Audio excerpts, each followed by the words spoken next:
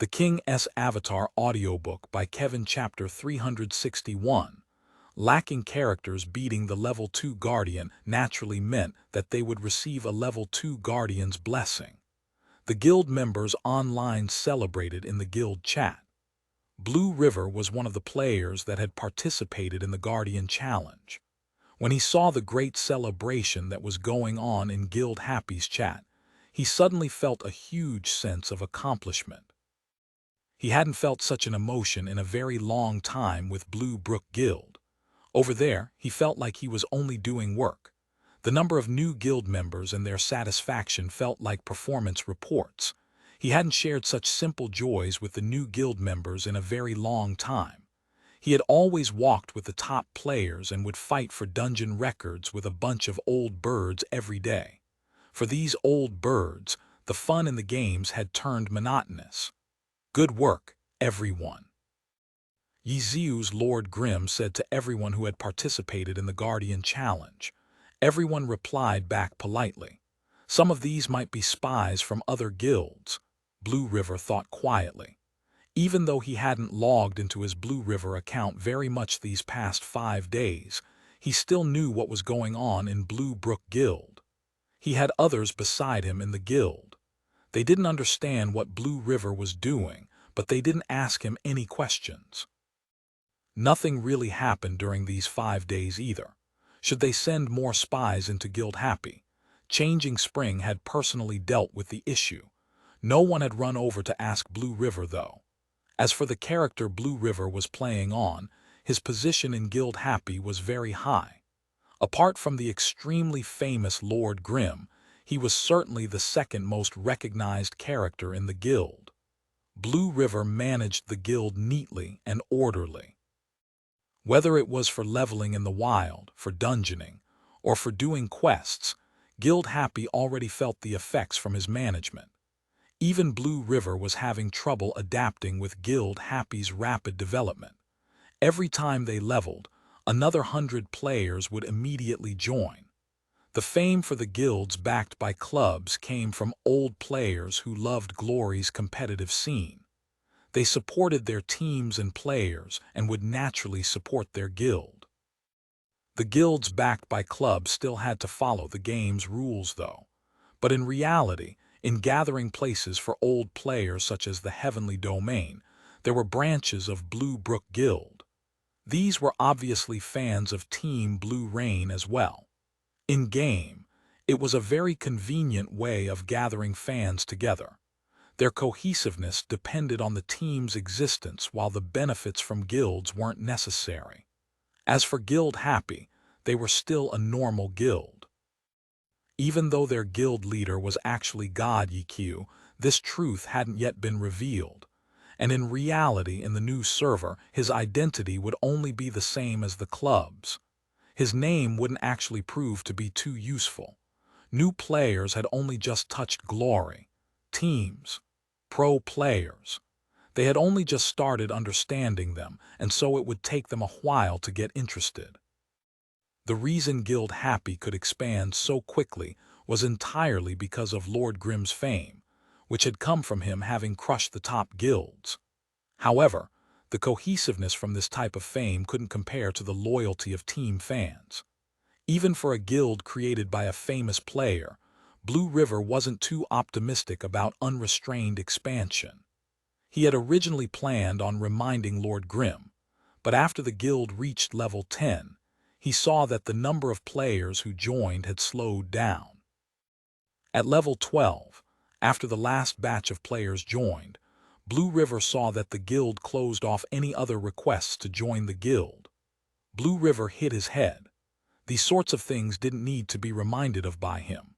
Some of the management matters had been given to him simply because Lord Grimm didn't have that much time on his hands. But for this god with 10 years of experience, as expected, he didn't make such a mistake for the guild's general direction of development. 5 days had already passed. He couldn't actually stay with Guild Happy, or maybe he should. Just as Blue River was thinking about this, he suddenly received a message. Old Blue, the message was from Lord Grimm. I'm younger than you, Blue River coughed up blood. Ye Xiu's age was well known. He wasn't as old as him, so why was he called Old Blue? Oh, Little Blue, the message returned with a change in the name. But even so, Blue River still felt that it was weird. He endured it, though, and didn't argue. Let me introduce these guys to you. Ye Xiu gave Blue River the names of 7 fields, Sleeping Moon, Drifting Water, Sunset Clouds, and their 4 friends that they had brought along from Full Moon Guild. What's this for? Blue River asked. These guys aren't new players, but their level isn't very high, which means that they can play together with the new players. How do you think they should be organized? Ye Xiu replied. I've still got a lot of stuff to do back in Blue Brook Guild. Even though there really wasn't much going on in Blue Brook Guild recently, how could this old brother just call on him so naturally like that? He was still a spy, a spy. Oh, then you can do it after you finish that stuff, Ye Xiu replied. Blue River almost fell off his chair. He didn't know how to reply when the other side followed up. I suggest you use 2 computers with 2 accounts open. What do you think? Would that be too hard? Besides ellipses, Blue River didn't know what to say. Several system notifications popped up. Blue River opened them up to check. There were 8. The 8 players that Ye Xiu had referred to him wanted to add him as a friend. Ye Xiu had clearly told them to say hi to him. Blue River couldn't do anything but accept them. They were all old players, so they knew what they needed to do. After saying hi, they directly went to the main subject. Blue River had managed the guild for the past 5 days, so no one was more clear than he was on what to do with these 8 old players. After getting to know their schedules, he quickly assigned them to a suitable position. As for the significance of these 8 players, Blue River and Ye Xiu both knew that they were the same as them. They were basically babysitters for the new players. If the size of the guild was slightly smaller, anyone would do. But with Guild Happy's terrifying development, Blue River had to work hard by himself. Now that there were 8 others with suitable levels too, Blue River felt very grateful for them. They can't be the only old players who have joined, right? Blue River could tell what Ye Xiu was thinking. When the guild reached level 10, he stopped adding players but didn't close off the guild requests either. From this, Blue River knew that Ye Xiu was preparing to accept the players who had left their other guilds. The new batch of players clearly had higher levels than the others in the guild too. When Blue River swept across the names list, he could even see a few names he had recognized. They were originally from their Blue Brook Guild and had switched over to Guild Happy. Blue River didn't know what to feel about these players. Yeah, there should be quite a lot. You can slowly feel them out, Ye Xiu replied. Facing someone who asks another to work but didn't actually work himself, Blue River couldn't feel happy. Are you planning on competing for the dungeon records? Blue River switched the subject. In truth, this was the reason why the top guilds were hostile towards Guild Happy. From a common sense perspective, Guild Happy didn't have a reason not to compete for the dungeon records. But after managing the guild for so long, he discovered that Guild Happy didn't have the conditions necessary for competing for the dungeon records. Level. This was their main problem. In the entire guild, only Lord Grim, Cleansing Mist, and Soft Mist had levels that could compare with the top guilds, first string players. They could compete with the top guilds in the Forefront 10th server dungeons. But aside from them, they didn't have a 4th person. Lord Grim originally had steamed Bun Invasion, but right now, his level was too far off. As for that Ghostblade, 1-inch Ash, Blue River couldn't find him in the guild's name list. No matter how good God Ye Xiu was, with only 3 players, it wasn't possible for them to compete for dungeon records. And there was no way that they'd be able to find any accounts at this level in the new server. Blue River could even say how many players were at this level. 99. At that time, there were 99 players who were cooperating in Sin City. In addition, Blue River could even write down all 99 players' names if given enough time. They were all elites from the top guilds. These players definitely wouldn't help Guild Happy out. There aren't enough players who meet the needed conditions. Our levels aren't high enough. Ye Xiu's reply told him of this problem. Can your Blue Brook Guild lend me 2 accounts? Ye Xiu asked. Don't even think about it. Being a babysitter in Guild Happy was already weird enough. He really had no way of explaining about letting him use 2 accounts. His Blue Brook Guild friends thought that he was just addicted to being a spy and didn't know what exactly he was up to. That Blue River account hasn't been on these past few days, right? Ye Xiu asked. Yeah, it hasn't. What a waste. How about I use it? FCK off. That's the guild leader's account. Guild leader account. Blue River couldn't endure it anymore. In the past, he had always taken note of God Ye Xiu's professional identity, so his tone had been respectful. But the more he came into contact with him, the more he felt like there was no reason for his respect. There really is no reason to respect him. After Blue River shouted at the god, he suddenly felt quite good. The King's Avatar Volume 5 Ace Showdown Chapter 362, Chapter 362. There's still one more trick in the 10th server. The highest level that players could be was level 42. There were differences in the experience within this group, but the differences weren't too big. The main reason for their level advantages was because of the alliance with Ye Xiu in the Christmas event.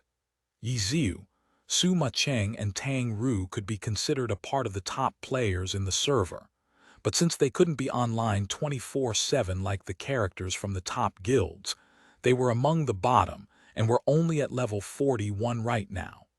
The guild leader account Blue River was also amongst these top players. This account's level had been outstanding. But because it hadn't been played on for 5 days, it was immediately left behind by the other elite characters. Ye Xiu's mention of this account was a reminder to Blue River. Since he hadn't been on his main account for 5 days, his character's level hadn't really changed. Even though the guild leader didn't necessarily have to be the highest level in the guild, levels were still the most direct symbol for one's status in the game. Having a higher level as a guild leader gave more power to their words.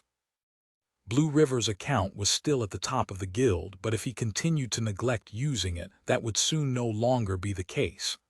I have to go back to Blue Brook Guild to take a look, Blue River thought. He sent Lord Grimm a message and hastily logged off his account Peerless Looks. In the blink of an eye, he logged back in with his Blue River account. How fast! I wasn't even done talking yet. Lord Grimm had chased after him. What else is there? Blue River asked. As soon as he logged on, he received quite a few greetings.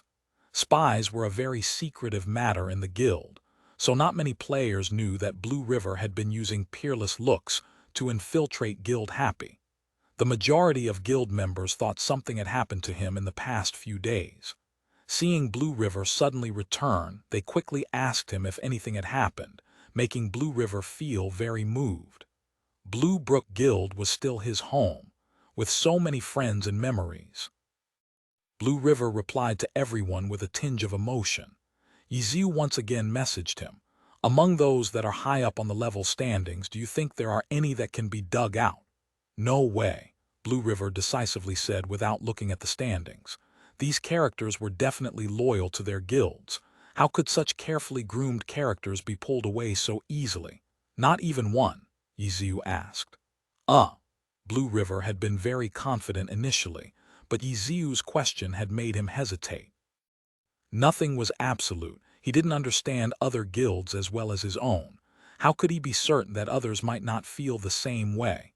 You might not be so sure of other guilds, so go check on the ones from your guild, Ye Xiu said.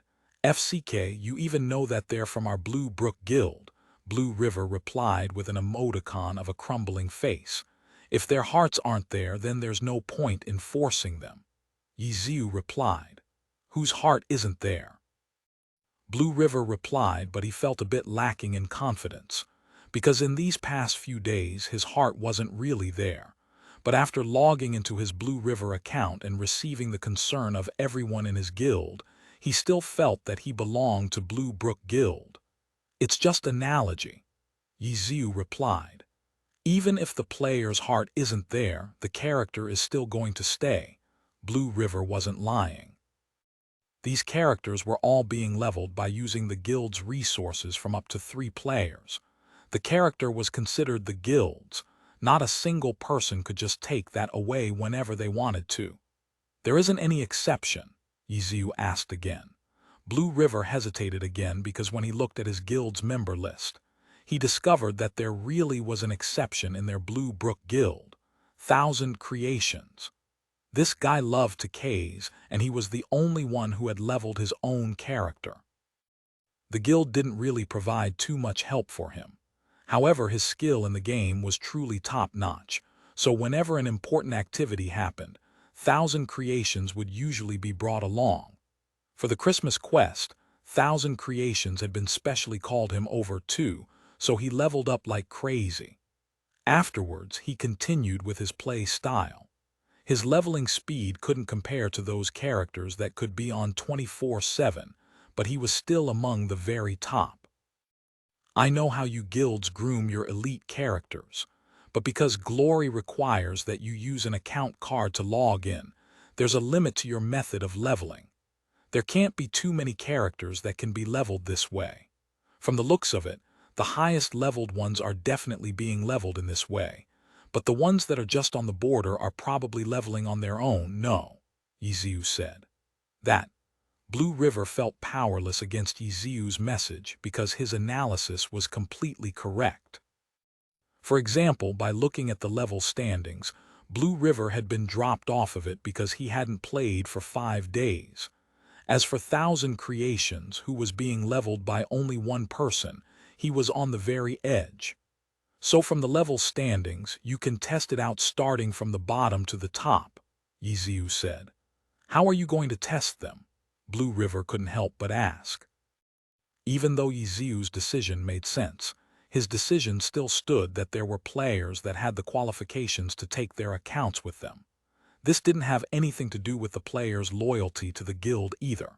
Trying to rope these players in would be very troublesome, so Blue River was curious as to how he was going to achieve that. Sigh, there really isn't any other way.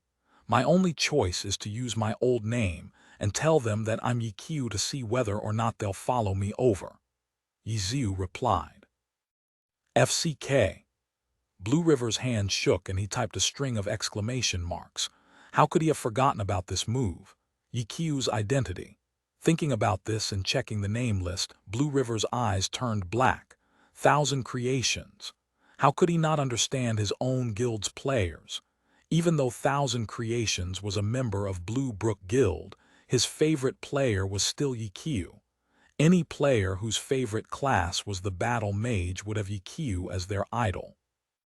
With such power, he'd be the same as their guilds who were backed by clubs who used their teams to attract fans. It couldn't be said that them support a team and liking a player from another team were conflicting. Especially for players like Ye Xiu, or Huang Xiaoshan, or Han Wenqing Zhou Zekai, these players who represented the top of their respective classes.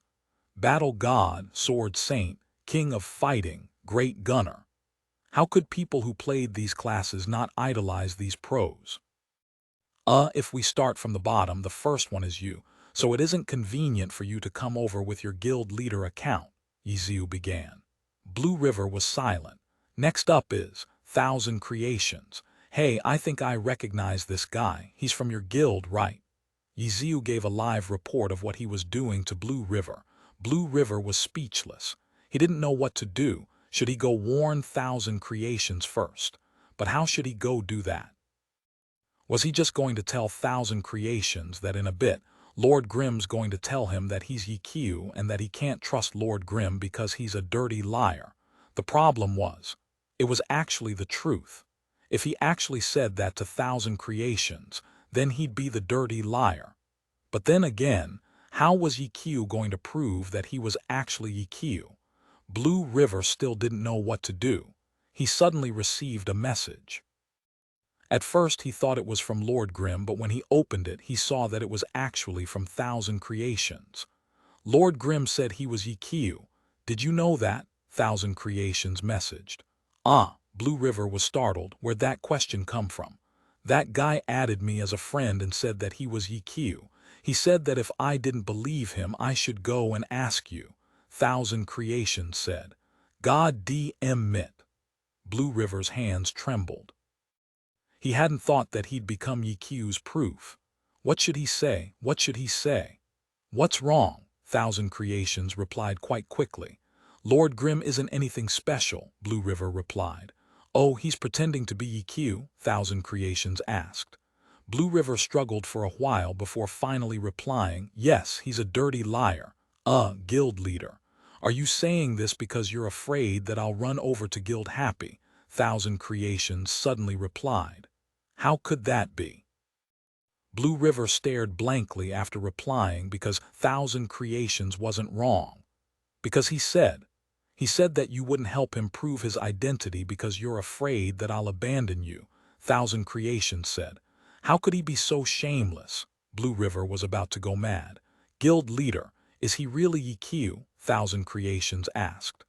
What about you if he really is him? Are you going to leave? Blue River asked. After a long pause, a message finally flashed. Blue River looked and saw Thousand Creations reply, leave. He's not, Blue River decisively replied. Guild leader, Thousand Creations could already see the reason for his answer. Fine, he's Ye Xiu. He really is, quite a few already know this. If you want to go, then go, Blue River sighed. Thanks, Guild leader. Thousand Creations added a smiley face, and in the next second, a guild notification appeared in Blue Brook Guild's chat. Player Thousand Creations has left the Guild the King's Avatar Volume 5 Ace Showdown Chapter 363, Chapter 363. One more in the end, Thousand Creations left the guild. Blue River had been prepared for this though, so he wasn't too surprised. It was just that the way Ye Xiu had used him to prove himself made Blue River want to cry. Thousand Creations leaving the guild gave Blue River less worries. He was familiar with the players in his guild, so apart from Thousand Creations, the rest weren't big fans of Ye Xiu. This meant that using his identity to pull them in wouldn't work. For example, Bound Boat had known of Lord Grimm's identity long ago. Blue River thought that everything was good now, when a bunch of messages suddenly popped up. He opened them and looked. Most of them were old veterans of the guild asking what was going on with Thousand Creations. A cold sweat ran down Blue River's back. The top elites weren't fans of Ye Xiu, but it was hard to say whether or not the others were. Blue River also couldn't tell them all that Thousand Creations had left in order to follow Ye Xiu. This answer could very likely send another batch of talents running off. It's nothing much. He just chose to. Blue River could only give them an evasive answer. Luckily, Thousand Creations wasn't a very popular character in Blue Brook Guild. It was just that he had been with them for so long, so most players still recognized him. When he suddenly left out of nowhere, it was natural for them to question it. The only reason they wouldn't want him to leave would be because of how the loss would affect the guild's strength. Aside from that, it'd be hard to say if anyone else cared about Thousand Creations leaving. Is there anyone else in the guild like Thousand Creations? Just tell it to me straight so that I don't have to try them all one at a time. It'd be very embarrassing if I had to do that, Lord Grimm messaged. Do you even know what it means to be embarrassed? Blue River didn't even have the strength to comment sarcastically. Of course, Lord Grimm said as if he had standards. That's it, you'll know if you look. Players who idolize you usually play as battle mages. Blue River replied. That's true. Lord Grimm added a nodding head emoticon, but he quickly followed up. But it seems like you guys have a launcher. Blue River began to sweat like mad. How could he forget that there was still Suma Cheng? In terms of skill, Suma Cheng couldn't be considered as top tier, but through her appearance and methods of publicity, her influence didn't lose to god-level players. Suma Cheng had the absolute majority of fans, who played as launchers as her fans. Blue River panicked but let out a sigh of relief when he looked at the name of the launcher in his guild list. Yeah, there's a launcher, but even if you call out Suma Cheng, he won't leave. Blue River replied. Oh, from your guild? Yeah, how about you kick him out of the guild? FCK off, Blue River growled. After 5 days of being a spy, Blue River had gotten a lot more irritable, though he couldn't pinpoint why. It looks like there really isn't anyone else from Blue Brook Guild. Ye Xiu had been very serious when he studied the list of high-leveled players. He understood that his identity really only worked for battle mages. If this was a few years earlier, he might have been everyone's idol, but in the past few years, glory had been continuously developing while more and more experts from all different classes were emerging. It was currently the golden age. His influence couldn't compare to how it was before. If he just wanted to expand, relying on this method would work. However, the problem was, Ye Xiu needed players who were at least level 40 in order to challenge the level 40 3000 Waves Lake dungeon record. This was where most of the competition was amongst the top guilds right now. You can't find anyone, Chen Guo asked. For these players that have higher level accounts, even if I can persuade the player, I can't get their account. What we need are the high-level accounts. The player really doesn't matter, Ye Xiu said. What about others? Chen Guo asked. There's only this one left. Ye Xiu clicked on a name near the bottom of the top 100 players. His name was Horse Shooter, a launcher from Misty Castle. Launcher. Chen Guo immediately understood Ye Xiu's intent when she saw the class. She had been watching Ye Xiu the entire time and didn't feel that using his identity as a god was shameless. She actually felt quite good about it. If she had been Ye Xiu, she would have directly announced to the world, I'm Ye Xiu. If you like me, then follow me. I have to get Ma Cheng to do it, though. Ye Xiu hesitated. HMPH, she's definitely not as shameless as you, Chen Guo said. I'll let her figure it out, Ye Xiu said and told Suma Cheng what to do. Okay, let me try. Suma Cheng's reply was very simple. Suma Cheng had been even faster than Ye Xiu. It hadn't even been a few minutes when she replied, done. Ye Xiu opened up the level standings and saw that Horse Shooter no longer had a guild name next to him like Thousand Creations. He had clearly left the guild already. How'd you do it? Ye Xiu asked. It was nothing. I added him as a friend, then said that Guild Happy was recruiting with Ye Xiu and Suma Cheng taking the lead and asked him if he was interested. Suma Cheng replied. And then? He was obviously very amazed. I then told him that I'm actually Suma Cheng, Suma Cheng said. And then he believed you? Ye Xiu asked. Of course not. I then gave him a cell phone number and told him to call it if he didn't believe me. Suma Cheng said. You gave him your cell phone number. Huang Xiaoshen's, he likes to talk, no? So I had to give him this opportunity. Suma Cheng said. Hey, Ye Xiu began to sweat. It was still a private number. In particular, for gods like Huang Xiaoshen, randomly giving out his number wasn't good. I'm just kidding. I just video chatted with him for a bit and that was enough, Suma Cheng said. Okay, Ye Xiu suddenly understood. It wasn't that he hadn't thought of using this method, but it was just that it wouldn't work for him. No one knew his appearance, so what would a video chat do for him? Suma Cheng was different though. Pictures of her were everywhere. Okay, after 5 days we'll be able to form an elite team. We can use these 5 days to start practicing, Ye Xiu announced.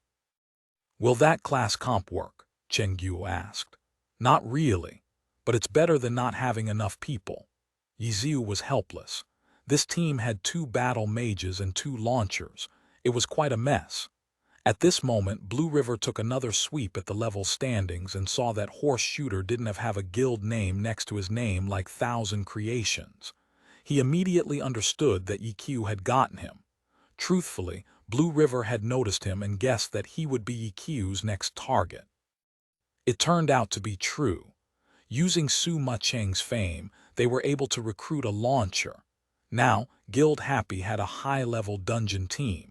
Thinking of how the dungeon records could only have been made with the dungeon guides, Blue River felt like the future for the top guilds in the 10th server were looking very grim. How were the top guilds going to compete? Blue River racked his brains. He had already forgotten that, as the 10th server guild leader of Blue Brook Guild, this was supposed to be an issue that he should be trying to solve, and not just thinking about it as if he were an outsider. The level standings weren't something the top guilds paid much attention to like Blue River did, but there were still players that noticed. Two characters not having a guild wasn't something that the top guilds thought too hard about. Seeing that these two high-level characters didn't have guilds, the first thing they did was try and pull them in. As a result, Thousand Creations and Horse Shooter were receiving invites from all the top guilds in the server. But after receiving their replies, as if lightning had struck them, the guilds immediately understood the truth. These two high-level characters had gone to Guild Happy. Like Blue River had initially thought, these guild leaders hadn't thought that these high-level players were able to be dug out by Guild Happy. And from the reports given to them by spies in Guild Happy, they knew that Guild Happy wasn't able to compete with them for the level 40-40 3,000 Waves Lake dungeon, because they didn't have enough high-level players. This was the result of Lord Grimm's work in Sin City. If he hadn't come out, the top elites from their guilds wouldn't have pulled so far apart from the rest of the player base. It could be said that Lord Grimm had suffered the consequence of his own actions. The top guilds were happy about this, but who would have thought that Guild Happy would be able to persuade two high-level characters to join? This news made them feel very uneasy. What the heck was Blue Brook Guild doing? What the heck was Misty Castle doing? The guilds that had their characters leave immediately received a bunch of hate. They obviously didn't know of Ye Xiu's method of persuasion. They just felt lucky that he didn't persuade their players. In 5 days, Lord Grimm will bring his team to compete for the dungeon record. The top guilds were all discussing about this issue. 5 days. Will we be able to pull our levels apart? Not by much. Lord Grimm's team doesn't need the highest level characters to take down the record. Unless we can pull far apart enough to reach another dungeon, 1 or 2 levels won't make a difference. Everyone was silent. No one knew what to do. As a result, the guild leaders created a group chat again and began tackling this difficult issue. How could Blue Brook Guild and Misty Castle let these high-level characters go? This question started the discussion. The answer to that is very scary. Are you sure you want to know? Blue River said dully. The King's Avatar Volume 5 Ace Showdown Chapter 364 Chapter 364. Next stage. Many of the participants in the group chat already knew what Blue River was going to say. The leading top guilds were especially quiet, but then Samsara's lonely drink stood out. Seeing that no one was speaking, he typed in an angry face emoticon to express his feelings and then asked, "What's the answer? I want to know what's so scary about it." Happy's guild leader, Lord Grimm, is Ye Xiu. Blue River didn't try to decorate his words. They were very blunt. The people who knew this continued to stay silent, but Lonely Drink continued to jump out. Ye Xiu, which Ye Xiu? Which Ye Xiu do you think? FCK, no way. It wasn't hard to imagine what Lonely Drink's expression was, and he wasn't the only one either. After a moment of cold silence, Lonely Drink once again spoke up. If Lord Grimm is Ye Xiu, then that launcher cleansing mist is.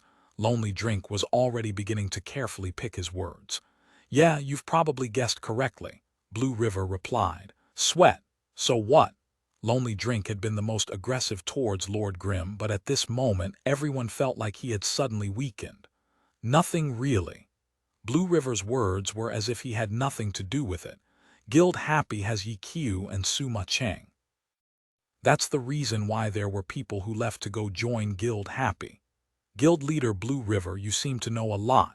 Tyrannical ambitions, Guild leader Jiang Yu suddenly said. Same to you, Blue River replied. What? You guys already knew about this. Lonely Drink had just realized that he had been the only one asking questions. The others just sat there like spectators. In truth, there weren't that many who knew of this. It was just that everyone in the chat group was of high status. No one answered Lonely Drink's question, though. whether they already knew of it or had just learned of it. Don't tell me. No wonder the overall guild leaders of the three great guilds all ran over to manage the 10th server. It was because the opponent this time wasn't normal, Lonely Drink said. Changing Spring, Arasima, and Jiangyu going over to the 10th server was something that only their respective guilds knew of. They obviously didn't tell outsiders. It was just that more perceptive people could tell. Don't blame me for being too blunt. With opponents such as Ye Xiu and Sima Cheng, even with you three here, it still won't even be close to enough, right? Lonely Drink clearly wasn't in a good mood. These guys seemed to have known everything all along, while he was the only one completely in the dark. To them, his previous actions made him look like an idiot. Lonely Drink obviously wasn't happy about that. The others understood what he was thinking, but they didn't bicker. Herb Garden's Plantago seed came out to mediate the situation. Aren't we going off topic? The main issue is that we originally thought that Guild Happy wouldn't be able to compete with us for dungeon records, but now it looks like the situation has changed. That's what we should be trying to figure out, no? Ha ha ha, you're right. This issue really is very troublesome.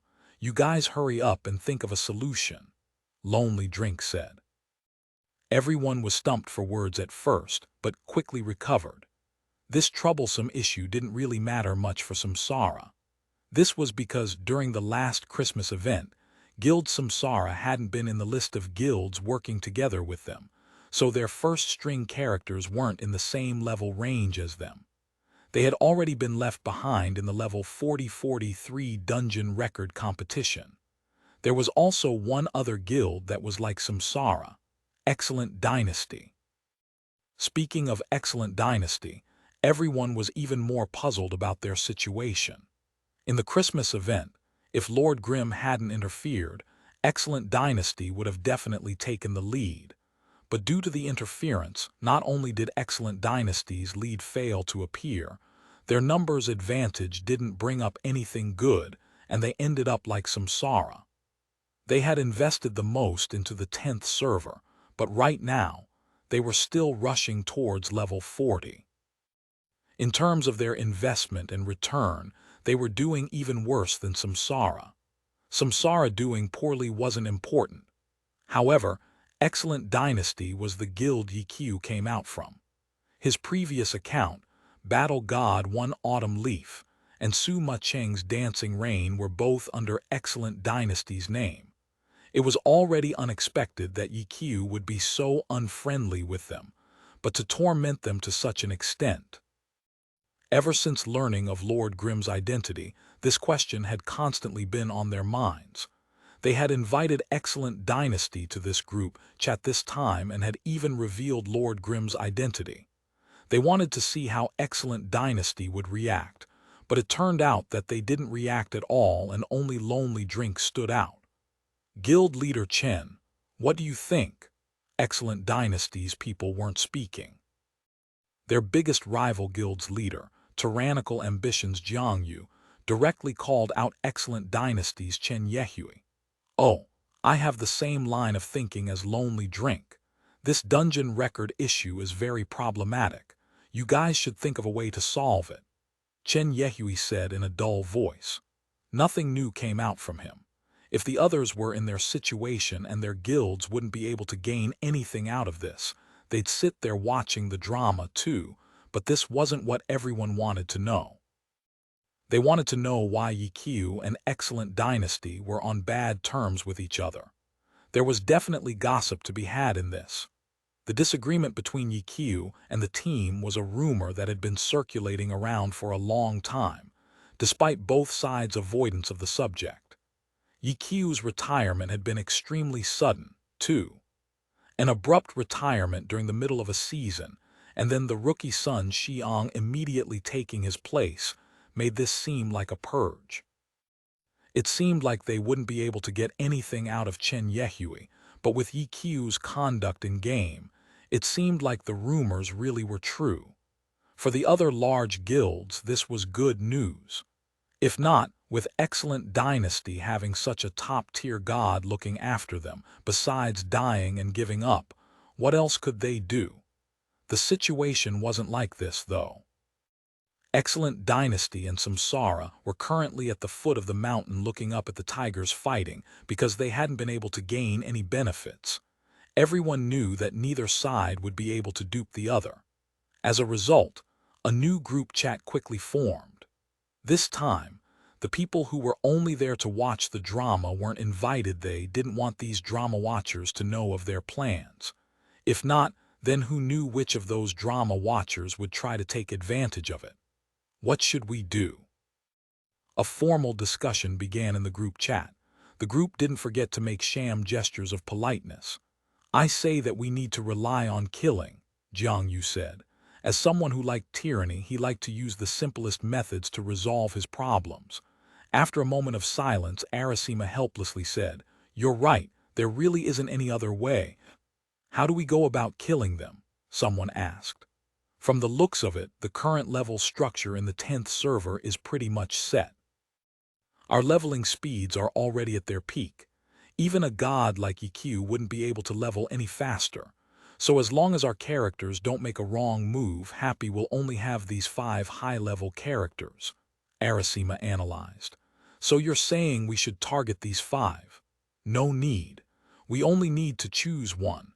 As long as we kill him until his experience drops by a significant amount, that'll be enough, Arasima said. Right. First, we need to be able to guarantee that everyone's characters won't leave. Can everyone guarantee that? Arasima asked. That won't be a problem on my side, Blue River said. The others hesitated. They couldn't be confident that they could guarantee it, or just promise that no more problems will occur. Arasima said it in a different way. We'll do our best, someone finally replied. Good. Besides this, there isn't anything else we need to be concerned about. You guys shouldn't be a stranger to hunting down one character. The other guild members need to watch out for Happy's movements and defend against any rescue attempts. I bet that they won't dare to initiate any large-scale guild battles. With their levels and skill, they would only be looking to die, Arasima said. I say that since we're all in this together, why not just eliminate Happy directly, Jiang Yu said. That wouldn't look good for us. Changing Spring forced himself to speak at critical moments, so he usually only spoke during these moments. Everyone agreed with his reasoning. They had to consider their own guild's image, too. Teaming up with other guilds was fine, but they had to have a good reason to. And right now, they didn't have a good reasons. If you said that you were going to wipe them out because they were a threat, didn't that make you a bully? Their guilds couldn't do this sort of thing. Then, who will our target be? The discussion moved on to the next stage. 1,000 creations.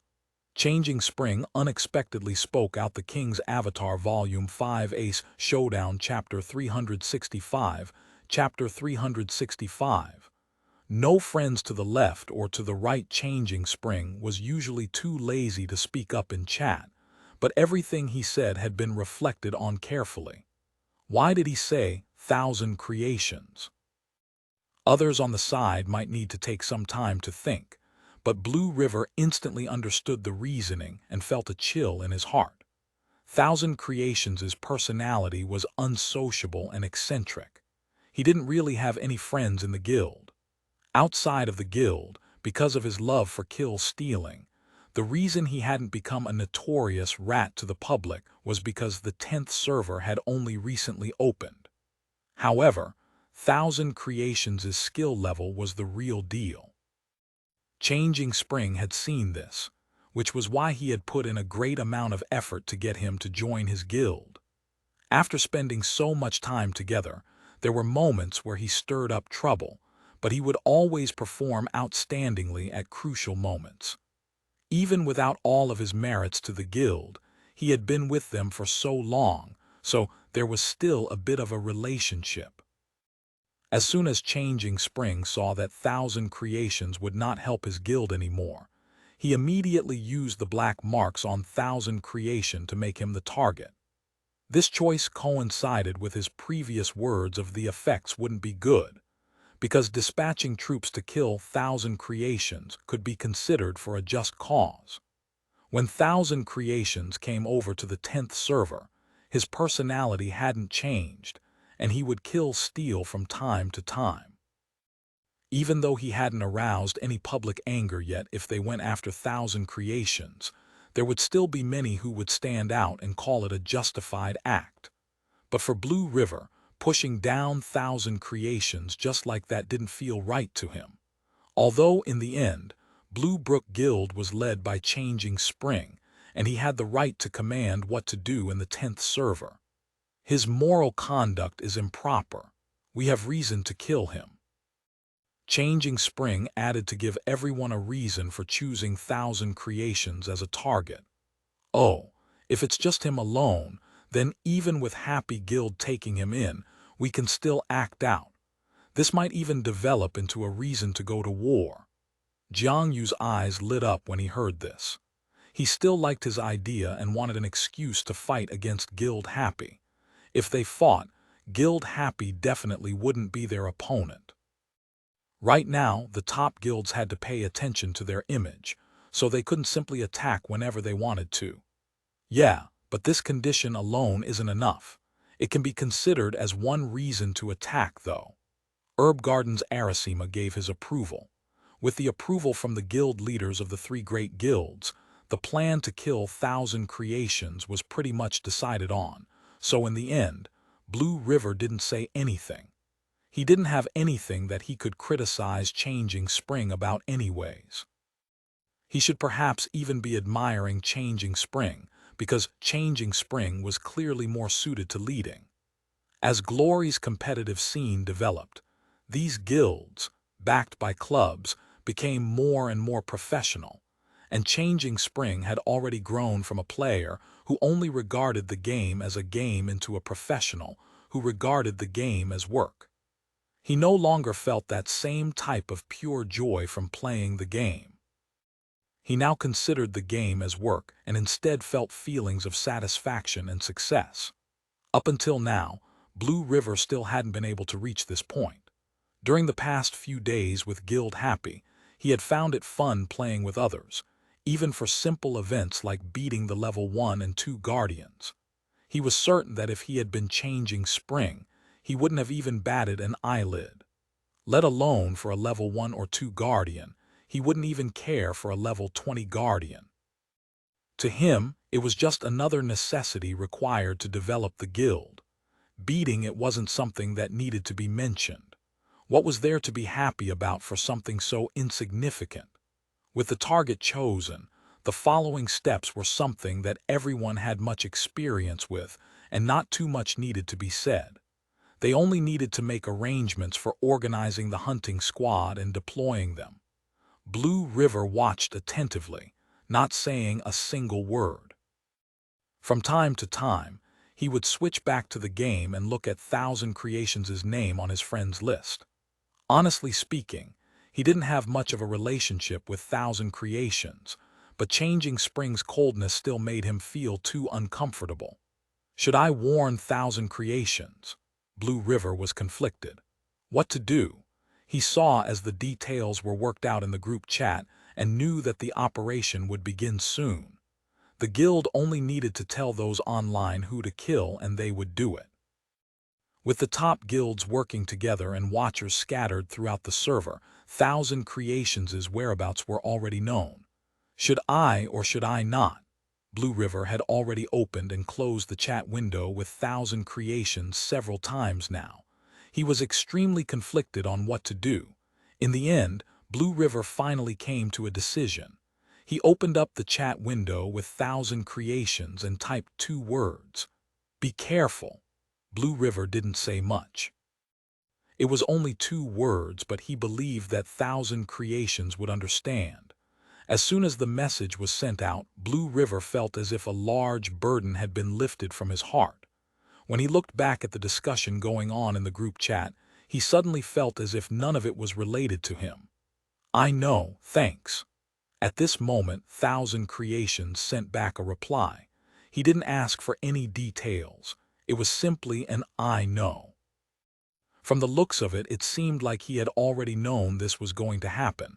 You already knew, Blue River couldn't help but to ask. Yeah, Thousand Creations replied.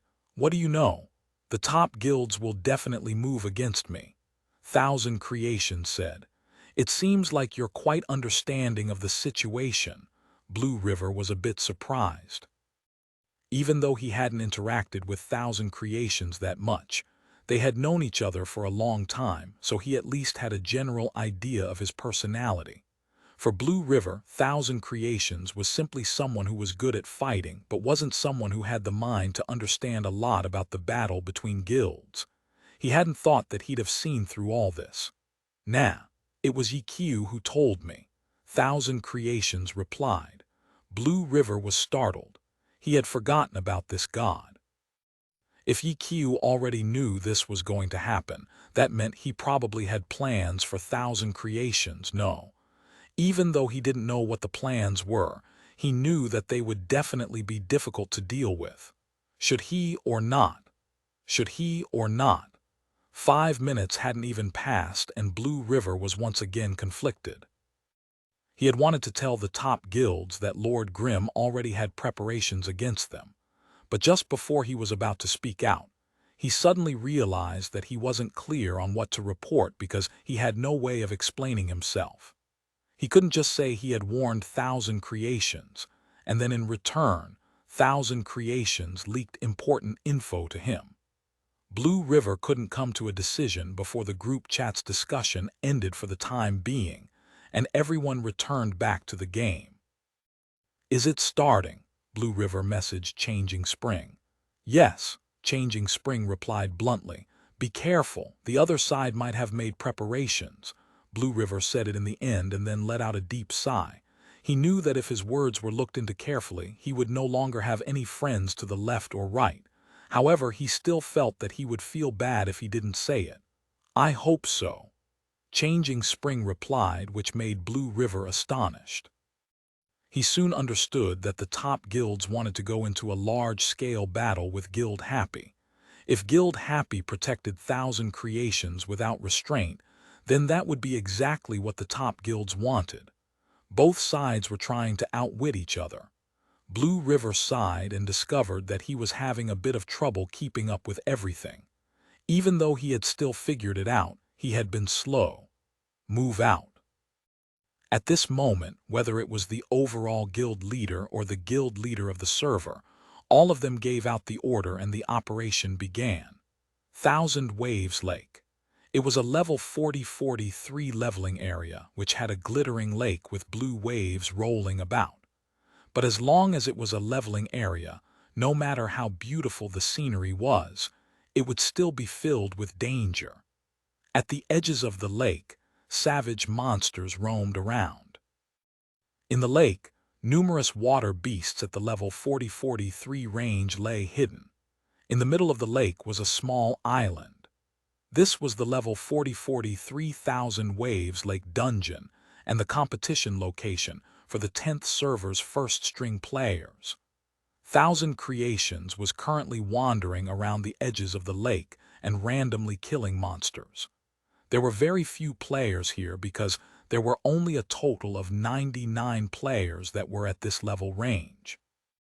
Even if all 99 players were there, with them scattered around the vast lake, it was very unlikely for them to coincidentally meet.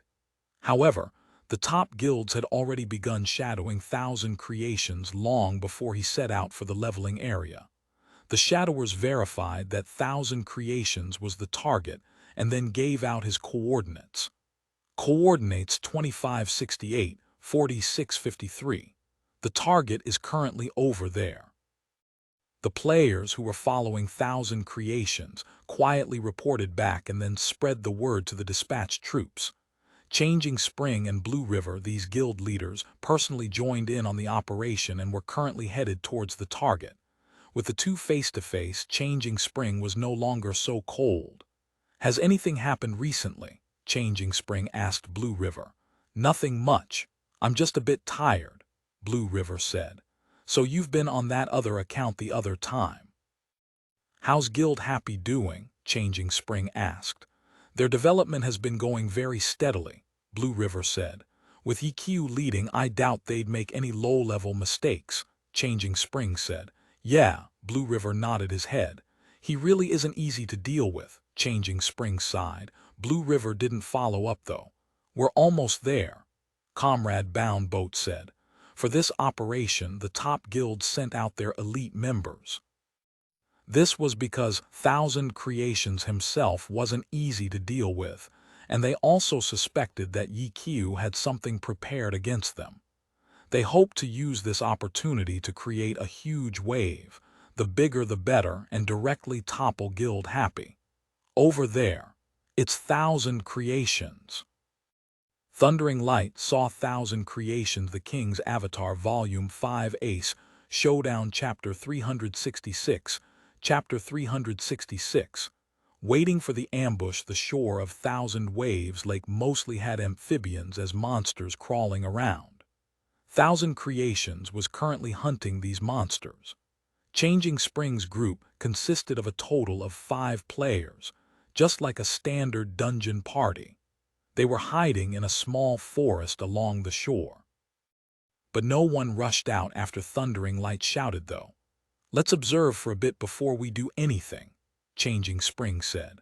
All 5 took his advice and crouched down together amongst the trees.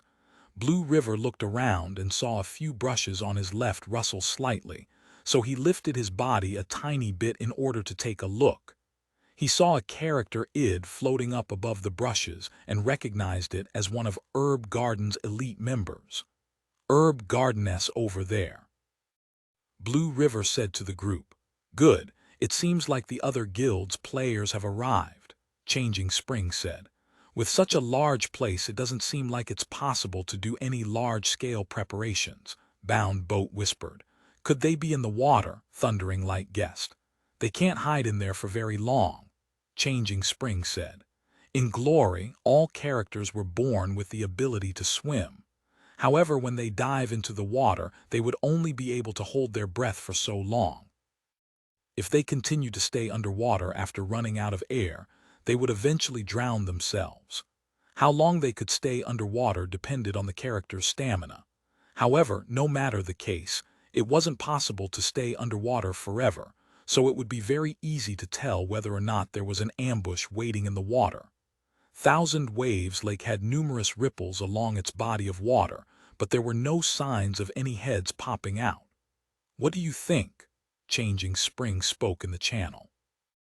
This was said in the team channel, where each party that was inside was from a different guild. Each guild had sent out around 5 players, and all of them were amongst the top 100 highest-level players in the 10th server.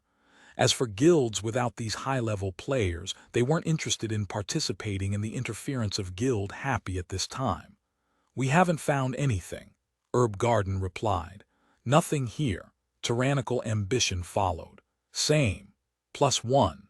+2. The several guilds were each at different positions, encircling Thousand Creation. Everyone was looking around for anything suspicious, but they didn't find anything. Could Guild Happy not have made any arrangements? Someone said. If it were me, this is a very bad spot to make any arrangements. What level are their guild members? If they were to come here, let alone be able to PK, the monsters alone would make it difficult for them. Another player said. This was very logical.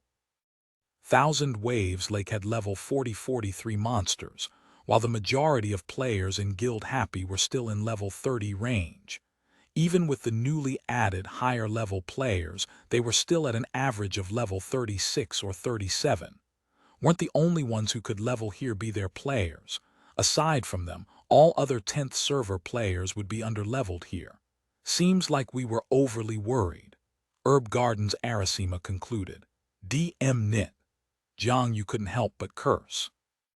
If they had known that the other side hadn't made any preparations, they wouldn't have needed so many people. It was true that Thousand Creations was a top-tier player in the game, but the players that were here wouldn't lose to him. A small party was enough to accomplish this without any casualties, yet they had sent out tens of players to come. Wait a moment, Changing Spring unexpectedly said. Let's wait a bit longer. Our movements might have been too quick, and perhaps Guild Happy hasn't finished their arrangements yet. We should wait a bit longer. We might be able to catch them in an ambush while they're arriving." Blue Brook Guild's bound boat explained what changing spring meant. Everyone listened and felt that he was right. They weren't worried at all for Guild Happy's ambush. In fact, they were more afraid that the other side wouldn't ambush them. Right now, everyone was quiet. They were somewhat impatient, but if they waited and something big happened, their trip wouldn't have been in vain. As a result, everyone continued to stay silent for a while longer. Thousand Creations was no longer the focus anymore. Their focus was on their surroundings for any signs of movement. More importantly, they conveyed orders to the entire guild to pay attention to Guild Happy's movements. In particular, if they saw Lord Grim, Cleansing Mist, Soft Mist, or any other elites from Guild Happy, they were to immediately report back. However, after half an hour, not a single report came back. "All right, everything should be good now," Arasima said. "Our opponent is still Ye Xiu. If he noticed something wasn't right, he wouldn't be this slow, right?" Jiang Yu said. Even though they didn't feel good about Ye Xiu, they couldn't underestimate Ye Xiu's ability. Yeah, Changing Spring had no choice but to agree. Only Blue River was startled. This was because he clearly knew that Ye Xiu had predicted this would happen. But why did it seem like he hadn't made any preparations? He couldn't understand. In his eyes, without any good methods to counter them, he still could have had Thousand Creations go offline temporarily. There was nothing they could do about that. However, nothing was going as he had imagined it would go. He had warned Changing Spring previously, but Changing Spring had clearly regarded Blue River's warning as a type of analysis. Changing Spring didn't know that this warning had come directly from the target. Blue River didn't know what to do or say. If he explained himself, he would reveal his misdeeds and it would truly be quite awkward. But this time, they didn't give him any time to stay conflicted. Tyrannical ambitions, Jiang Yu had run out of patience long ago. Seeing that no one had any new suggestions, he immediately said, "Then what are we waiting for? Let's move. We've already wasted so much time for this little punk. Have those at the respawn point get ready." After sending out the messages, the guilds began to move. If it was only Thousand Creations as their opponent, there would be nothing they would need to worry about. They could kill him however they'd liked. The guild players came out from their hiding spots and rushed out. They didn't present themselves as powerful or shout anything out. For something as easy as this, there was no need for it. It would only make them look stupid. The long-range gunners began firing and Thousand Waves Lake silence was broken. The monsters crawling around were immediately alarmed. They didn't need to be concerned about them, though. The only thing they needed to focus on was Thousand Creations, who reacted very quickly.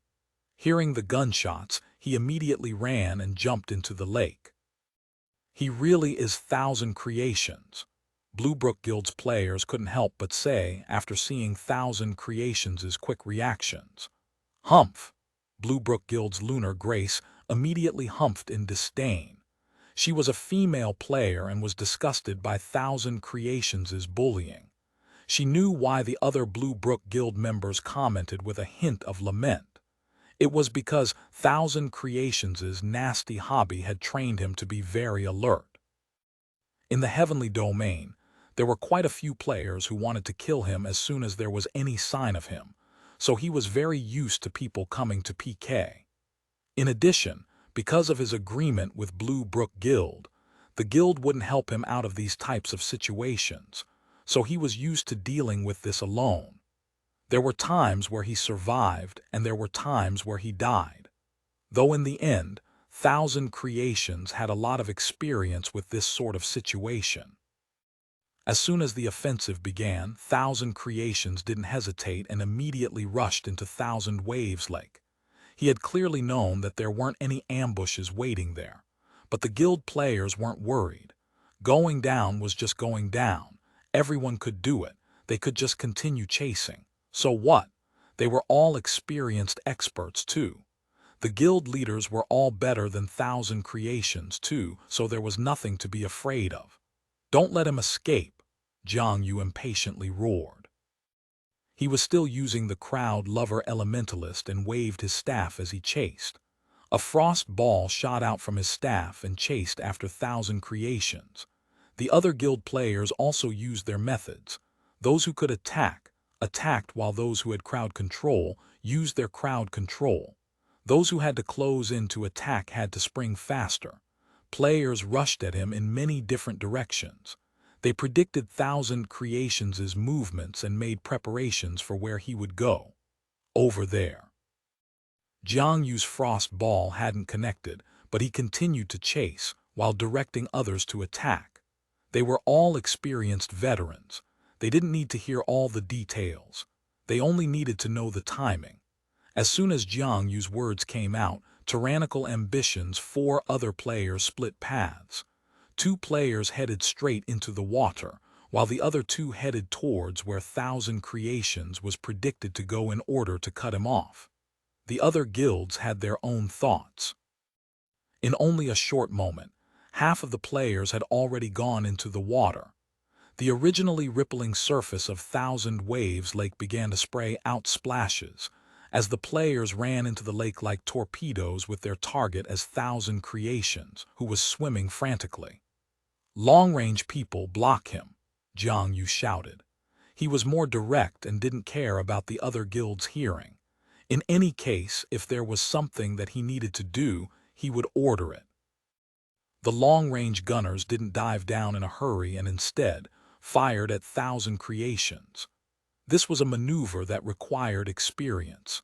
In the water, the characters would never be still and would be constantly bobbing up and down. In particular, with so many players jumping in, the waves were large and the bobbing would be more intense. In this situation, aiming accurately was very difficult. As a result, they stayed on shore, where the land was steady, and fired happily before doing anything. As if sensing the threat, Thousand Creations suddenly plunged downwards and his character dove into the water. The others looked and did the same. If not, then when Thousand Creations went down, they wouldn't be able to see where he would be going. Who knew that at this moment, a huge wave suddenly rose up along with a boom right after. The wave swept up one of the players high up into the air. The King's Avatar Volume 5 Ace Showdown Chapter 367 Chapter 367 Waves. What's going on? Everyone was practically in the same area, which saved them some time because they wouldn't need to type out their messages in the team channel and instead could directly shout their words for everyone to hear. The instant the player was lifted into the air by the waves, the scene erupted into shouts, as if a pot had exploded.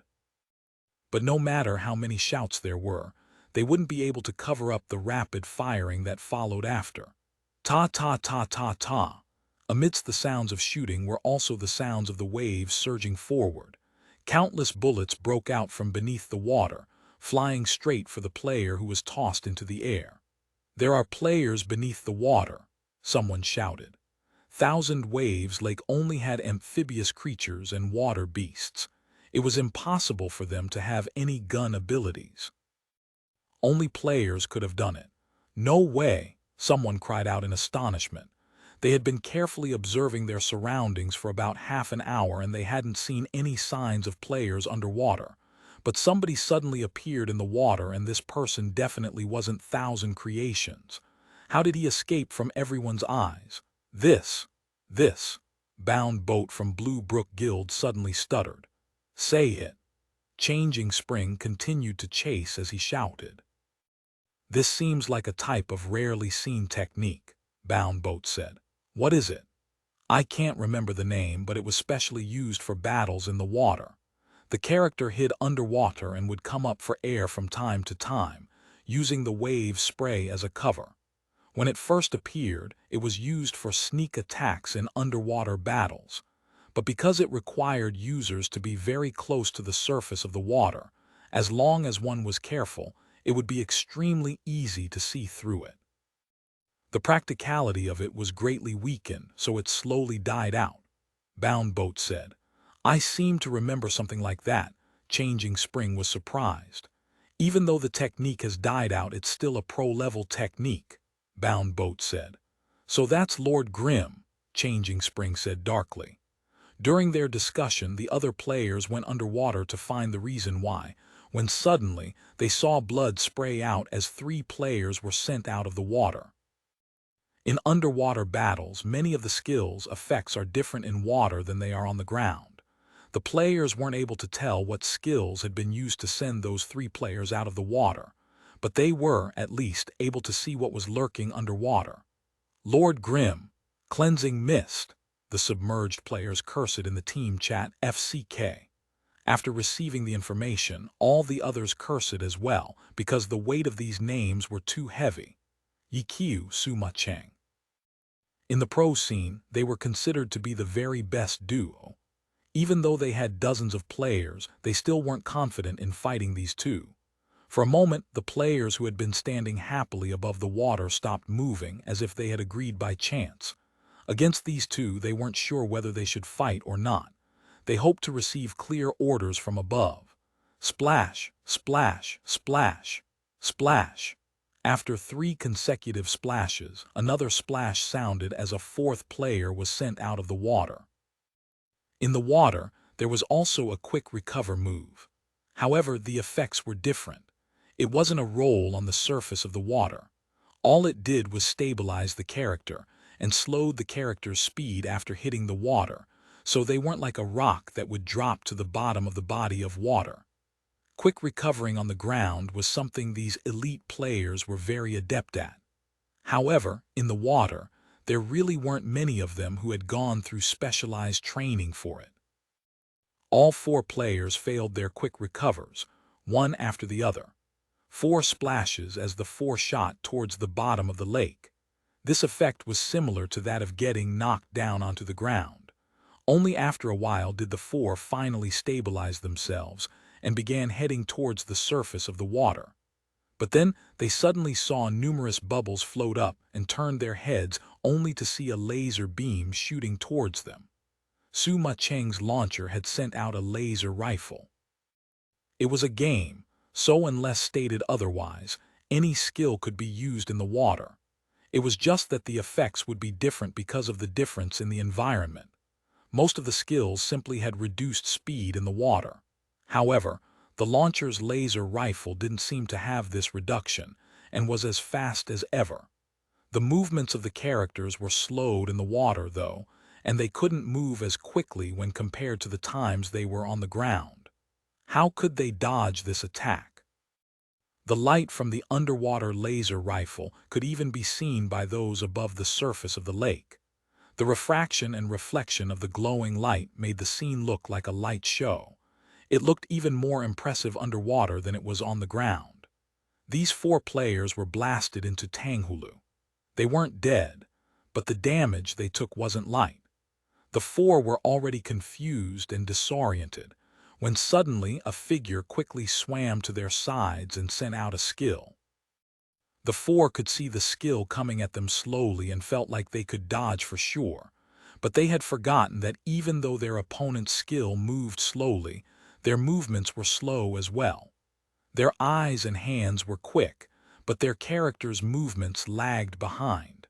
The skill that they thought they could dodge with certainty connected. What's going on over there?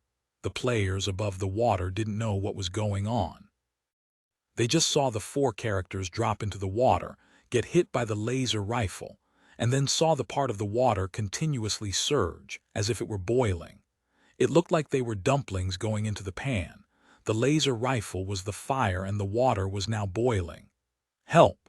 Just when they were still pondering over how these dumplings were being cooked, someone in the team chat suddenly asked for help. Honestly speaking, they didn't see clearly which individuals had been turned into dumplings. They only saw that the situation seemed off. There was no need to question it, though. Even though their bosses hadn't told them whether or not to continue fighting with players crying for help, how could they just sit idly and ignore them? The players in the water dove down and looked towards that direction. All they could see was that that area of water had already become like a flood. They couldn't even see how many people were over there. They hastily swam over there when suddenly they saw a flash of white light. Everyone was startled. They looked at their team list and sure enough, one of them had left the team, meaning he had been killed. Hurry forward. With one now dead, everyone immediately understood the situation. As a result, this player began to urge them to hurry up. But during this time, white light continued to flash again and again amidst the storm of waves. Finally, the waves stopped and the lake water stilled. All that was left was a single character standing, Lord Grimm. The four died just like that. Everyone stared blankly. They were suddenly afraid of going up to fight. They had originally been going up to rescue them, but now that there was no one to rescue, if they went up now, wouldn't that just be asking to die? Everyone stopped and couldn't help but look around left and right.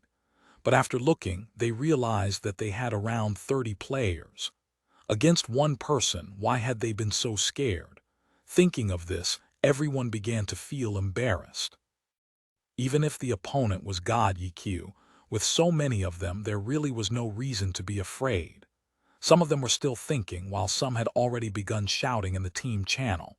There's only one person. It doesn't matter who it is. Everyone go forward. As soon as the message dropped, several players began to shoot forward. Ye Xiu's Lord Grimm didn't wait there like an idiot either. After killing 4 players, he was beginning to run out of air, so he immediately headed towards the surface. Stop him, don't let him go up to the surface. Someone figured out what he was doing and immediately realized that Lord Grimm didn't have enough air. As long as they stopped him from going up to get air, they wouldn't even need to fight to win. They could just let him drown himself to death. 2 figures immediately appeared above Lord Grimm, blocking his path to air. These were 2 ninja classes. They used the shadow clone technique to instantly move to their location in order to block him. Lord Grimm's hands extended out and threw a grenade. The explosion wasn't as large in the water, but the waves began to surge again, and the 2 ninjas, along with Lord Grimm, were sent up above the water. It was just that, while the 2 ninjas were blown up above the water, Lord Grimm had swam up to get air. Lord Grimm didn't stop to rest. Sending a spear to the left and a sword to the right, he attacked the 2 ninjas. Su Macheng's cleansing mist seemed to have been waiting, bobbing up and down with a cannon on her shoulders.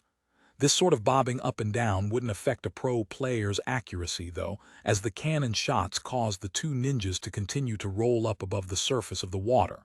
"Hello, don't just stand there watching," Ye Xiu suddenly shouted. On the surface of the water, a character's head stuck out, staring blankly at the scene. On his head was the name 1,000 Creations. "These are for you." Lord Grimm suddenly shot out his palm and one of the ninjas flew towards 1,000 Creations.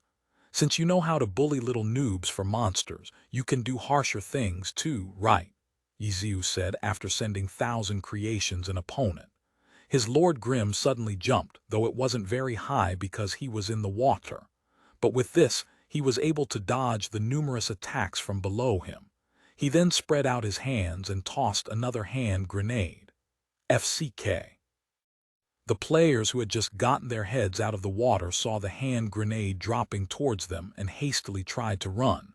But how could they move so quickly in the water? Bang! Another wave lifted these bunch of players to the side. Splash! And Ye Xiu's Lord Grimm ferociously shot back into the water. The King's Avatar Volume 5 Ace Showdown Chapter 368 Chapter 368 Massacre by Drowning Grenade was only a low-level Spitfire skill. Even though it dealt AA damage, the damage it dealt was very low. However, it was still very effective for clearing the area because it had an extremely short cooldown. The explosion created by the grenade could be seen even more clearly in the water. In the water, the characters were pushed all around, up, down, left, right.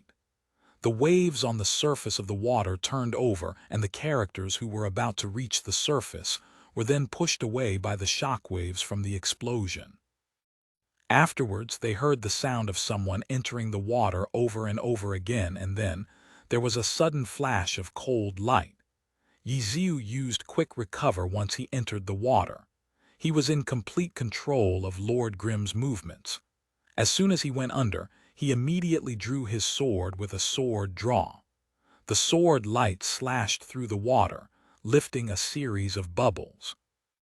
The sword's speed in the water couldn't compare with its speed on land, but against these characters underwater, there still wasn't a single one who could dodge it. Lord Grimm flipped his body and shot his palm downwards. Falling flower palm's blow away effect was reduced in the water, but because it pushed the water, the palm's attack range was increased. Below, 5 players were pushed down towards the bottom of the lake. None of the troops that were sent to kill 1,000 creations were weak. They were all elites from the top guilds. Either through personal experience or through spectating others fighting Lord Grimm, they suddenly understood one thing. In the water, the difference between Lord Grimm and them was even larger. This was because the water was a special environment. In water, all the numbers and skill effects were different. These elites weren't too experienced in this area because there weren't many quests or dungeons in the game that had to be completed in the water. Even for the ones that did require it, it would only be a small portion. It was only against an NPC, too, so as long as they grasped the strategy for it, they were able to pass it easily. As a result, they didn't really have much experience in an actual underwater battle. Ye Xiu was different, though. He had a background as a pro player, so he would have gone through specialized training for all sorts of situations. For water battles, pro matches had water maps that they could choose from. Some teams were even good at water battles and chose water maps in order to create an advantage for themselves.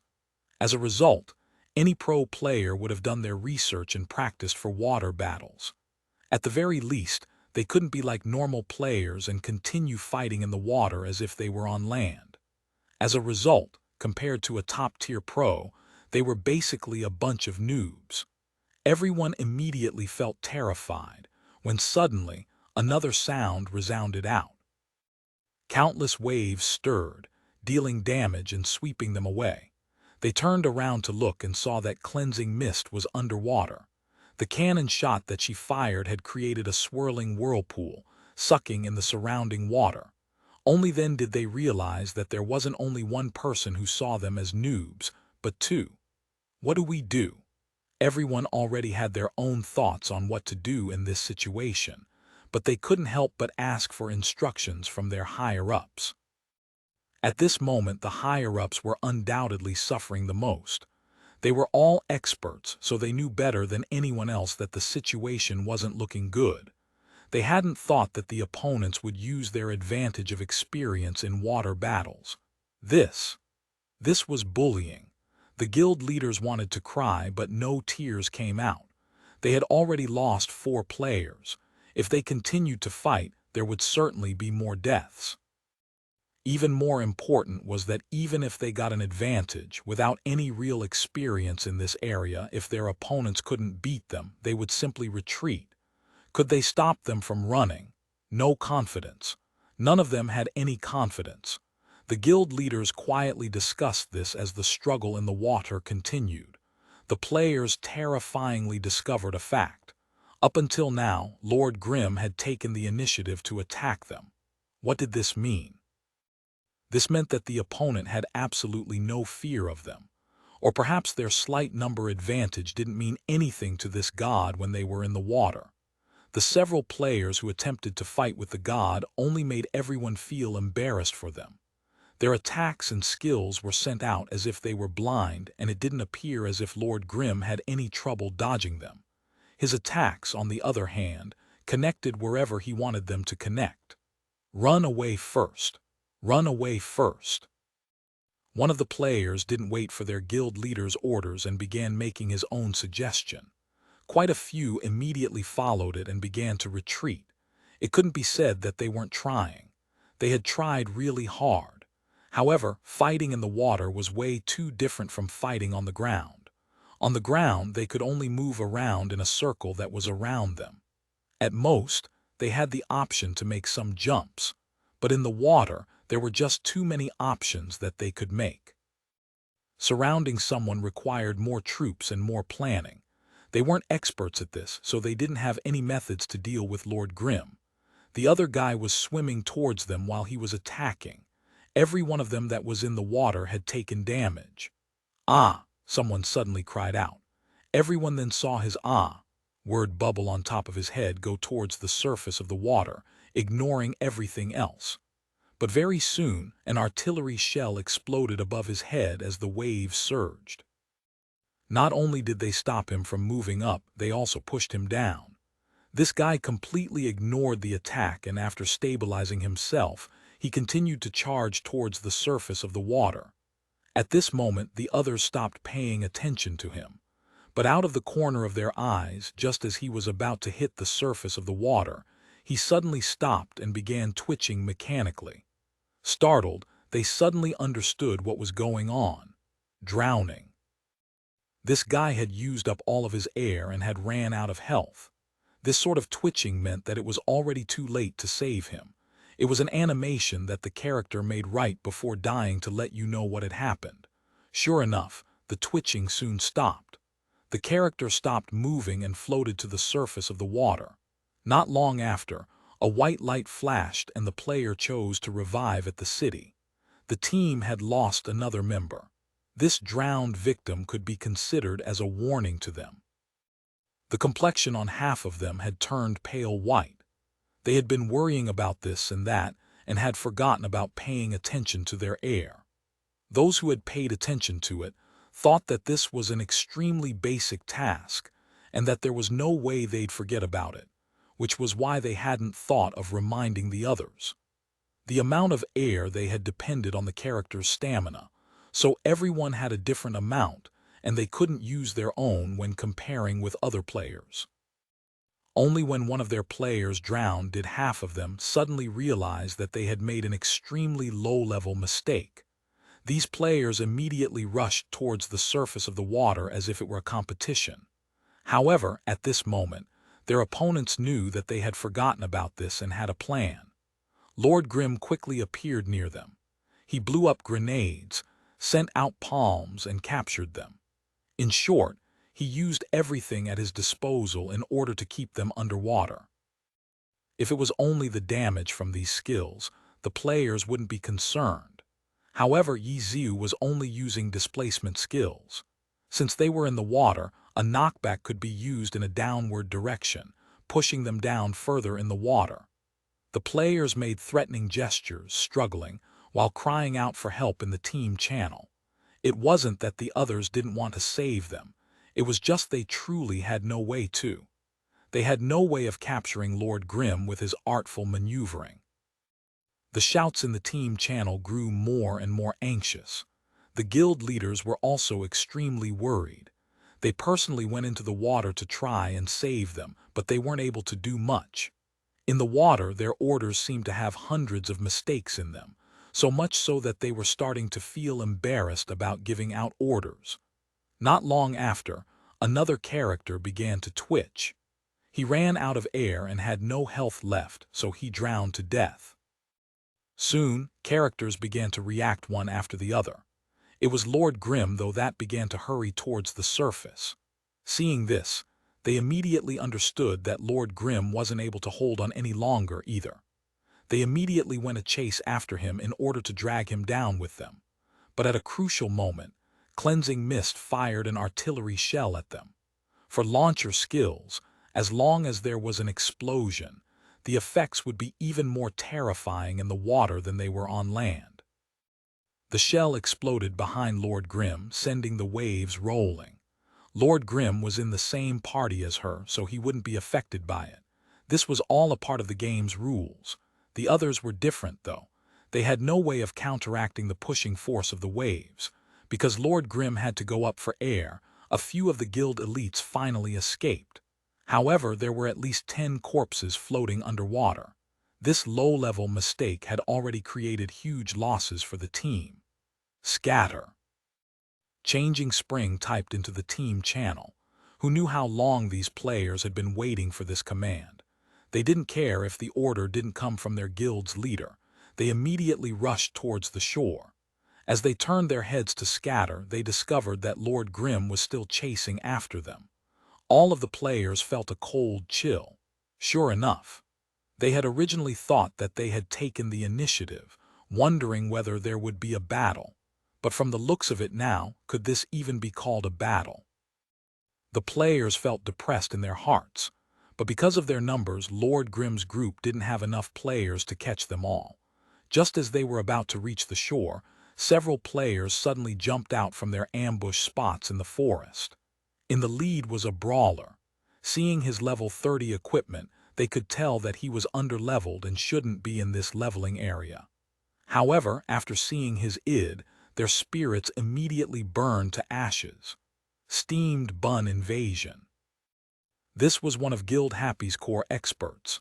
"Ah, over here, hurry, hurry, there's so many of them." Everyone heard steamed bun invasion yell. So many. Is he talking about them? The King's Avatar Volume 5 Ace Showdown Chapter 369 Chapter 369. Trapped as soon as they saw steamed bun invasion, the group of players swimming for their lives towards the shore immediately turned cold. It wasn't that steamed bun invasion himself was scary, but rather that he had come at a crucial moment, indicating that their opponent had made preparations long beforehand. First, he had lured them into the water and then used the fact that these players weren't experienced in water battles to teach them a good lesson. They had finally struggled back to shore when their opponents appeared on shore to set up an ambush. There weren't many of them, though, only 3. However, the problem was that they had enemies both on land and in the water. Everyone couldn't help but think of the phrase, "to beat a drowning dog, charge." Even though there was an unforeseen obstacle in front of them, if they stayed in the water, they would only be killed off by Lord Grim. At this moment, who knew how many of them yelled this out at the same time? The several players who had already reached the shore jumped ferociously in order to directly exit the water. While in the air, they suddenly heard 3 gunshots which had come from the nearby grove. Obscured by the trees, the flash from an explosion could be seen, and 3 artillery shells were sent flying over. Still in the air, they had nowhere to run to. They could only brandish their weapons and pray that they could chop down the artillery shells. In theory, this was possible, but apart from the pros, very few could actually accomplish it. Right now, they were controlling their movements in the air, but they also wanted to hit a high-speed artillery shell. These players simply didn't have the skill to do that. The 3 artillery shells connected with the several players that had shot out of the water, instantly exploding. The shockwaves from the blast sent the players flying. Several splashes could be heard. Of the 5 players who had jumped out, 4 had been sent directly back into the water. The 5th person jumped over the explosion. Just as he was feeling proud of himself, he hadn't yet landed when a brick hit him from the side. Following steamed bun invasion, Soft Mist rushed forward and thrust forward with a double stab. A streak of blood flew through the air, and this brother was also sent back into the water with a splash. The difference, though, was that after entering the water, a cloud of red could be seen floating on top of the water. Blood was pouring out. Tang Ru's double stab had hit in the same place twice, causing a bleed status. Steamed bun invasion. Soft Mist. These 2 were the brave generals in Lord Grim's dungeon team. No one dared to look down on them. Who was that person shooting from the grove? They hadn't seen him clearly. However, Misty Castle's players were even more quiet than any other guild. This was because this person made them think of the player who had recently left their guild, Horse Shooter. There was still one more standing on the shore side. No one recognized him, but in their eyes, the threat from this person was even greater than the other 3. That was because this person was a summoner. He had already summoned a mob of creatures and had arranged them in a line along the shore, blocking their path from the shore. Were they not confident in beating the summoner? These experts wouldn't go that far, but the main point was that it would waste time. With the summoned creatures in the way, steamed bun invasion and soft mist would have time to arrive and throw them back into the water. No. Another name from their team list faded away. Another had unexpectedly died in the water. The attentive ones immediately discovered that this player was one of the players that had been tossed back into the water. Lord Grim and Cleansing Mist had caught him, and he died very quickly. Behind them were pursuers, and in front of them was a blockade. These guild leaders had experienced many battles before. It wasn't as if they had never seen this scene before and instantly figured out what advantages would help them escape. "Scatter!" Changing Spring shouted. Everyone else immediately followed. No matter the case, they had the advantage in numbers. Happy's players were using few to surround many. Even though they had been successful, they couldn't cover the entire field. If they split up, some might die, but the majority of them would be able to escape. As a result, the players in the water acted instantly and began swimming either to the left or to the right. With enemies behind them and enemies in front of them, what other direction could they run in other than left or right? There was nothing Ye Xiu could do about them splitting up, so he could only split his forces as well. Those in the water would chase after one side, while those on shore would block the other side, but his opponents split up again. No one pulled along any partners with them. It was every man for themselves, and their forces became even more scattered. Tang Ru's group didn't go down into the water. They stayed on shore, chasing them. Even these experienced players from the top guilds were like noobs in the water. For players like Tang Ru and Steamed Bun Invasion, no matter how good their mechanics were, they would need practice before they could do anything in the water. They'd be even more newbie than the guild players. As for Concealed Light, he didn't need to be said. The line of summoned creatures on shore, now that was a bluff. In fact, the palms of his hands were drenched in sweat. They had been too cautious. If they had courageously charged at the summoner, they would have immediately known that these summoned creatures were basically the same as paper. Their controller's skill level was too poor. In the end, the blockades on shore wasn't able to block anything. The players in the water swam along the shore for a bit and then went on their own way. Some turned around to keep swimming. Some continued to swim along the shore. Others even swam into deeper waters. Tang Ru's group didn't know who to chase when Tang Ru suddenly received a message from Ye Xiu: "Chase after the ones who turned around." Okay. Tang Ru received the message and called out to everyone to immediately go back and chase after the ones who had turned around to run. As a result, those who hadn't turned around waited for a chance to get back onto land. Tang Ru looked and wanted to turn around to kill them, but Ye Xiu seemed to have guessed what was on her mind and messaged, "Ignore them, keep chasing." Why? Tang Ru was only controlling her soft mist to run along the shore, so she had the time to reply. "Many players, hard to fight." Ye Xiu seemed to be busy, so he didn't say much. Tang Ru turned to look. There were already almost 10 players that had climbed onto the shore. Tang Ru knew that these were all experts. One-on-one wouldn't be a problem, but if there were so many of them, if they had a strategy as well, she didn't think that she could fight them. Understanding Ye Xiu's intent, Tang Ru continued to chase after those who had turned back, along with Steamed Bun Invasion and Concealed Light. But these players' minds were quite clear. Seeing that there were players over there that had gotten onto land, they immediately turned around again, heading in the direction where others were getting out of the water, clearly to look for help. "What do we do?" Tang Ru was at a loss. She had the mechanics, but her ability to think was very far off. "Keep chasing," Ye Xiu replied. Tang Ru immediately told everyone else and then turned around too. It hadn't been easy for those 10 or so players to get onto dry land. Seeing Soft Mist's group running towards them, they immediately began arranging their team. Even though they weren't at Ye Xiu's or Sima Cheng's level, they didn't dare to look down on them. Last time, when they chased after Lord Grim and the others, Soft Mist had slaughtered her way out of Kanji City by herself. They had heard of her might.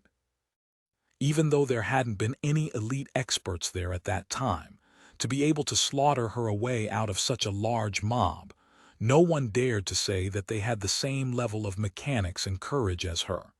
Hurry, hurry, heal, heal. The 10 or so players busily ran about in disorder. Some of them had taken damage in the water and were hurriedly urging the clerics to heal them. The aquatic battle had been so chaotic that, let alone coordination, the clerics had even forgotten to do even the most basic support. The clerics in the team were bustling around and white light swept down. Those who were still in the water gradually grew braver as they saw that they were getting closer to the shore. The 10 or so players finished arranging themselves. As a result, they moved forward instead of retreating, rushing towards Tang Ru's group. "What now?" Tang Ru asked Ye Xiu. "Kill," Ye Xiu replied. "What, then why didn't you let me do that earlier?" Tang Ru asked. "Then were you going to let those in the water run away?" Ye Xiu asked back. "How evil," Tang Ru said. "You don't like it?" Ye Xiu asked. "It's exactly what I like," Tang Ru replied with a smiley face. "Is it going to be a problem?" Ye Xiu asked. "Perhaps, maybe a little." In the All-Star Weekend, Tang Ru had thoroughly witnessed the phrase, "No matter how good you think you are, there is always someone out there that is better." The pros mechanics as well as the coordination in the All-Star team competition had made her a lot more modest. She was slowly discovering the difference between herself and a true expert. "You can send some back into the water," Ye Xiu replied. "Ah, you're in the water?" Tang Ru asked. "Of course. Where?" "Not too far from you. Don't worry about me and just send them my way. Anyone that falls into the water will be mine," Ye Xiu replied. "Got it." Tang Ru closed the message. The 10 or so enemies had arrived, and several players in the water were preparing to jump out. Tang Ru hadn't said anything yet, when Steamed Bun Invasion took the initiative and shouted, "Kill! Concealed Light, follow your bro forward." Steamed Bun Invasion's loud voice had made the 10 or so players turn sluggish. They could bear with soft mists yelling, but this Steamed Bun Invasion was a mere level 33, and that Summoner Concealed Light was only level 34. Where did these two brothers get such confidence? The 10 or so players looked around them, puzzled. They knew that the grove had a launcher hidden somewhere inside. Could there be more players hiding in the grove? Uh-oh, could there be more waiting in ambush? Someone directly said. "There's no retreat.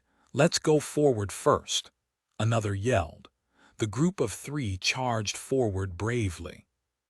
The 10 or so players continued to cautiously pay attention to the grove and any other place where players could hide in, afraid of an ambush. Pooh! Because they hadn't been focused on what was in front of them. One of the 10 players was smashed in the face by a brick from Steamed Bun Invasion. FCK, I thought they were experts. Steamed Bun Invasion smacked a brick in one of their faces and then even looked down on them. FC Kerr. The berserker that was hit by the brick immediately turned furious. He lifted his greatsword and crashed towards them with a collapsing Mountain the King's Avatar Volume 5 Ace Showdown. Thank you for listening to the story on KevinAudio.com Chapter 370. Chapter 370. A bit too few dodge, Tang Ru called as her soft mist rolled to the right. Steamed Bun Invasion wasn't slow, either. He rolled to the left and dodged it beautifully. FCK. Comrade Concealed Light gave out a firm shout and was knocked to the ground by the collapsing mountain. The ground onshore was soft and immediately caved in to form the figure of a person. Concealed Light had been pressed into the ground by the greatsword. His arms and legs were still struggling. It wasn't as if he didn't want to dodge, but his fingers were too slow. He had probably only started moving when the attack hit him, so even though he was on the ground already, his hands and arms were still twitching. "Ha ha ha ha, you suck," Steamed Bun Invasion laughed out loud. He didn't move slowly, though, and immediately went up to rescue him, clawing towards the berserker's throat with a strangle. The berserker wasn't slow, either. He immediately jumped backwards in order to try and dodge, but just happened to leap into soft mist's attack range. Tang Ru had been prepared to attack. As soon as she saw that her enemy had delivered himself to her, she didn't even bother stepping forward to welcome him. She shot out a palm towards his back and falling flower palm blew him away. The berserker had just escaped from the lake, but he was now heading back. "Ah, why do you hit him into the water? What do we do now?" Steamed Bun Invasion saw the berserker get sent flying and asked in regret. These words were like a gust of cold wind towards the 10 or so players. His voice didn't sound like he was bluffing. It sounded as if he was very confident in cleaning them up. Could it be that this Steamed Bun Invasion is another pro-god? Someone suddenly raised a terrifying notion. This notion seemed rational and logical. If there was a Ye Xiu and a Su Macheng, why wouldn't there be another god? Everyone there had seen Steamed Bun Invasion's name on the standings before. Even though a few of them had fought with him before, because of how eye-catching Lord Grimm was, his teammates would have been outshined to a certain extent. The guilds hadn't done too much research on Steamed Bun yet. They only knew that he definitely wasn't weak. And now with Lord Grimm and Cleansing Mist's true identities exposed, Steamed Bun Invasion, they were thinking about this from this perspective. "I don't think so," someone said. "Your reason. The name is too stupid, isn't it? What type of brawler expert has such a stupid-sounding name?" These experienced players were familiar with the majority of brawlers in the pro scene. They didn't remember any weird names similar to Steamed Bun Invasion. This group of players had been shaken by Steamed Bun Invasion. During their moment of hesitation, Concealed Light had climbed back out and was mercilessly made fun of by Steamed Bun Invasion. His words left Concealed Light speechless. "You should just stay behind me and watch the show," Steamed Bun Invasion shouted, making the 10 or so experts go blank. Just how strong was this guy? "Let's try first. At worst, one of us dies." There was still one brave hero amidst the 10 or so players. He didn't think that they needed to be so scared. He shouted and then rushed forward, but he hadn't even closed in yet when the team received a notification. Another person had left the team. "What's going on?" This brave hero froze in fear. He turned his head to look back. 1, 2, 3, 4, 5, 6, 7. Everyone was still there. He then turned back to look at Steamed Bun Invasion. Pooh! A brick smashed into his face. FCK! The brick couldn't stop him from cursing out loud. The brick covering his mouth was only a visual effect. Steamed Bun Invasion moved nimbly and quickly circled behind him. "Kick him into the lake," Tang Ru shouted. "Why?" Steamed Bun Invasion asked. But Steamed Bun Invasion's biggest strength was that he would ask why, but he didn't need to finish hearing the explanation to perform the task. He asked, while comboing an uppercut into a knee attack to the back, sending the brave hero back into the water. "There's a boss inside the water." Tang Ru replied calmly. "Boss, then we should go and kill it," Steamed Bun Invasion said excitedly. "We can't. The boss is on the same team as us," Tang Ru said. Steamed Bun Invasion was still confused, but their enemies already understood. They realized that Ye Xiu and Su Macheng were still hiding in the water beside them. "There really is an ambush waiting," one of them yelled. They suddenly lost all will to fight, but how could Tang Ru and Steamed Bun Invasion let them go? They rushed forward and attacked.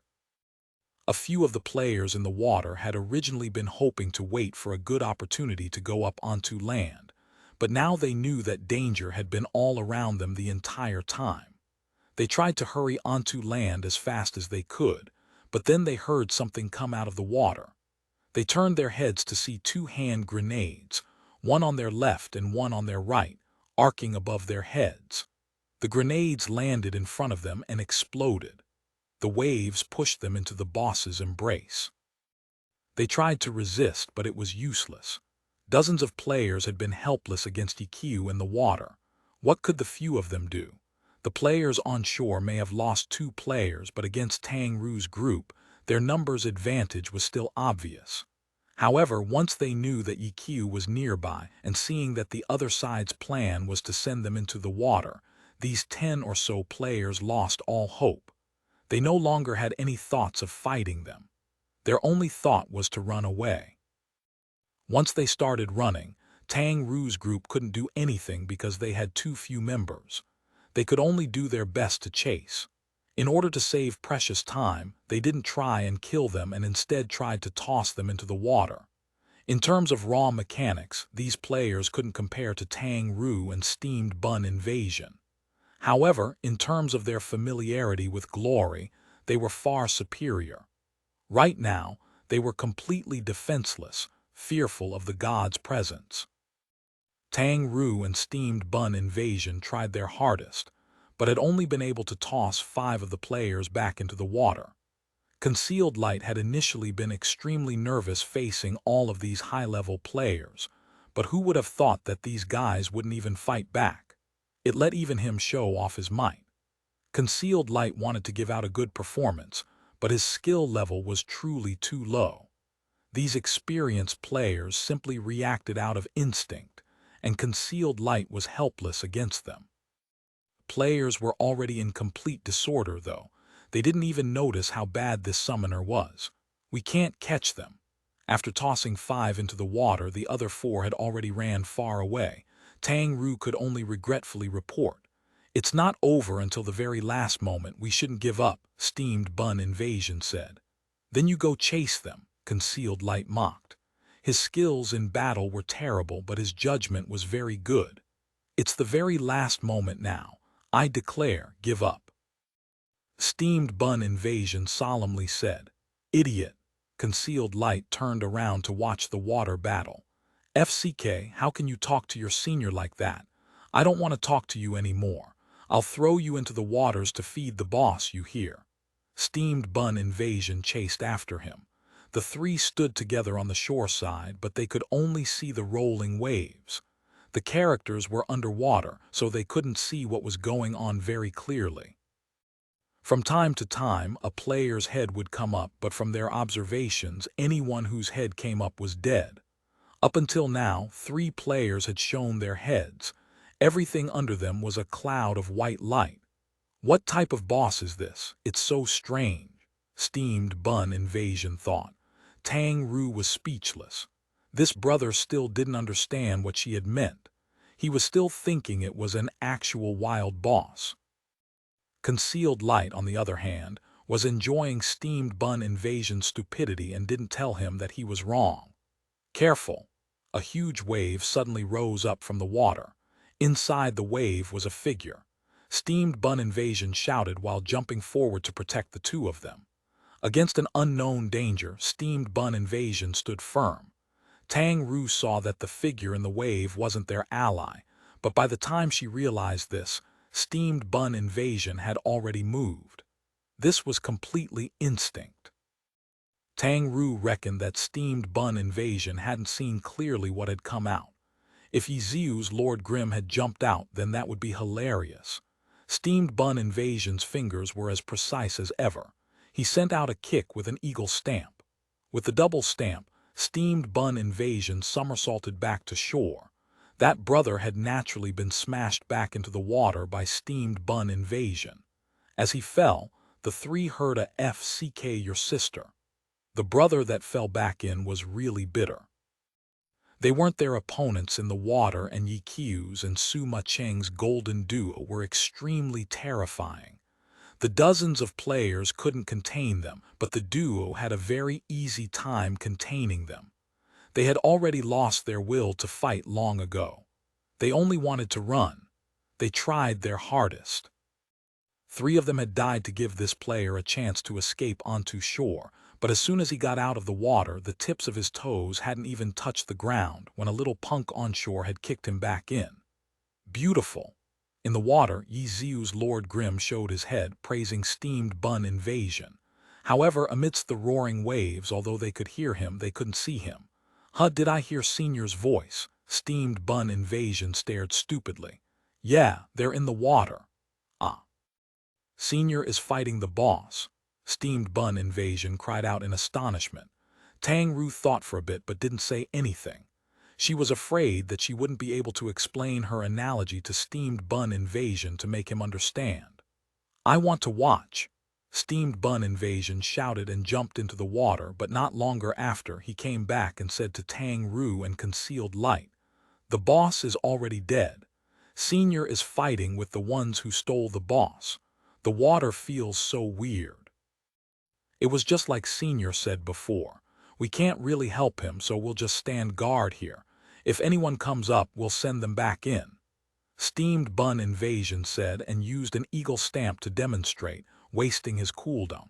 "Me too," Tang Ru said and jumped into the water. She wanted to see what was so different about fighting in the water than on ground like Ye Xiu had said. But she didn't even get the chance to sink deeper.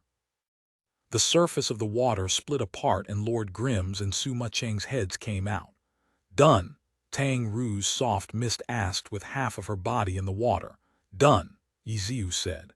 "A bit too few, though." The King's Avatar Volume 5 Ace Showdown Chapter 371 Chapter 371 No results. There was nothing we could have done. Tang Ru was helpless. Those were all that we could chase down. Chase. Ye Xiu was concentrated on his battle in the water, so he wasn't too clear on the situation that was happening above the water.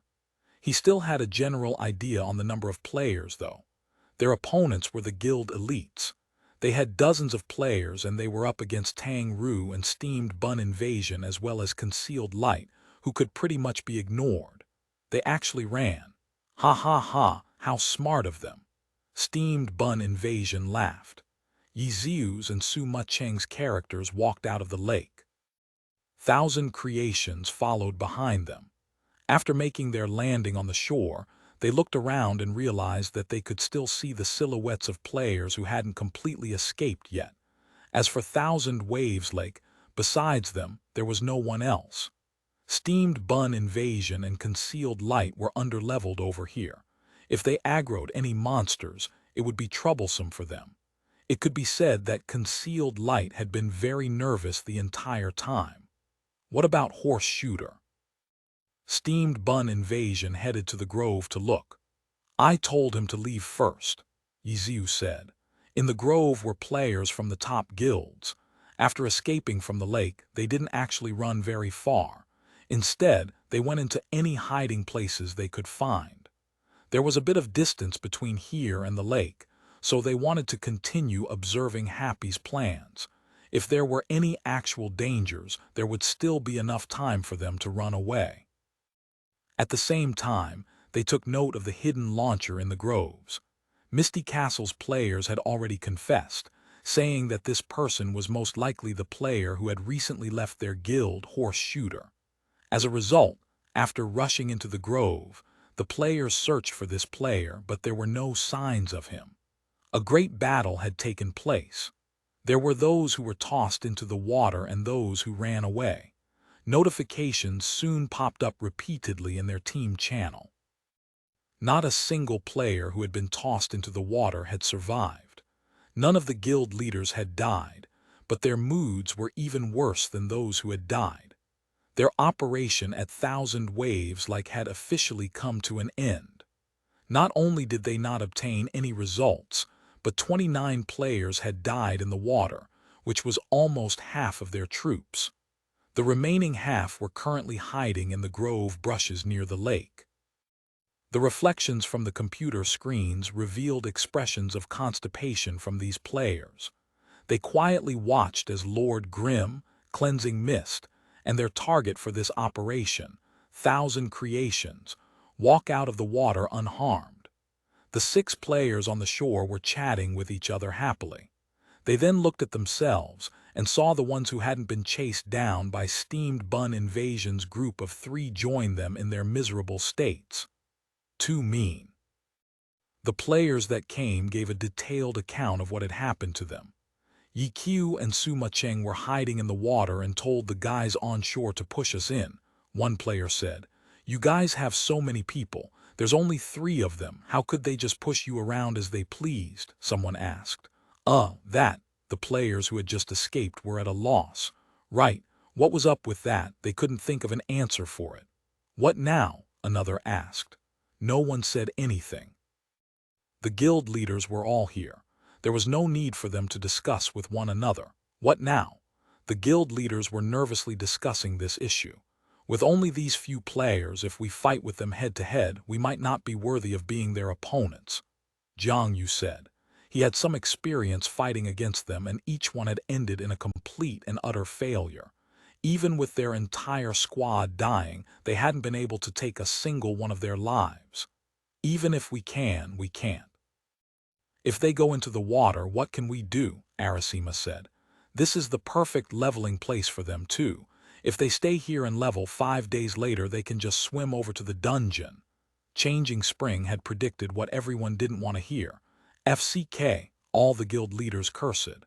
Let's leave for now. From a long-term perspective, there's no point in sitting here, waiting like idiots, Arasima said and turned around to leave the grove. Once he moved, the other herb garden players naturally followed. The others didn't have any other suggestions, so they left too. It seems like killing them here will be difficult.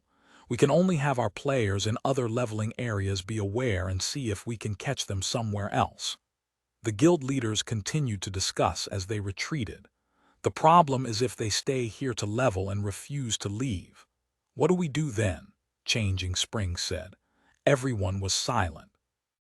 Issues such as their supplies and repairing their equipment weren't brought up. If they were lone heroes, they might be forced to return to the city because of these difficulties. However, since they were all in the same guild and the same team, these wouldn't be an issue for them. They could just ask someone else to do it. Although they wanted to completely cut off their supply, no guild had that type of control, no matter how big they were. The players left the Thousand Waves Lake leveling area. They had walked for a while, but they still hadn't come up with any ideas. Someone suddenly asked, "Where are we going now?" The guild leaders at the front heard this and all stared blankly. After pondering for a bit, they said in a not-so-confident voice, "The city." "Why the city? Is there something we need to do?" someone asked. The guild leaders' faces were almost about to fall off. The operation resulted them in returning to the city in tatters. They had nothing to show for it. It was truly quite embarrassing. "Shut up, shut up!" The guild leader of the curious player immediately shouted at him in private. "Nothing for now," Changing Spring said quite calmly. They hadn't come up with any plans after discussing this entire way. He believed that even if they continued discussing all the way back to the city, they still wouldn't be able to come up with anything. "If there's nothing to do, then why don't we go level?" someone suggested. When the guild players leveled up, they usually did so in teams. If they went a go and level, they would obviously leave from their current team. But if they left now, it would reveal which players were from which guilds.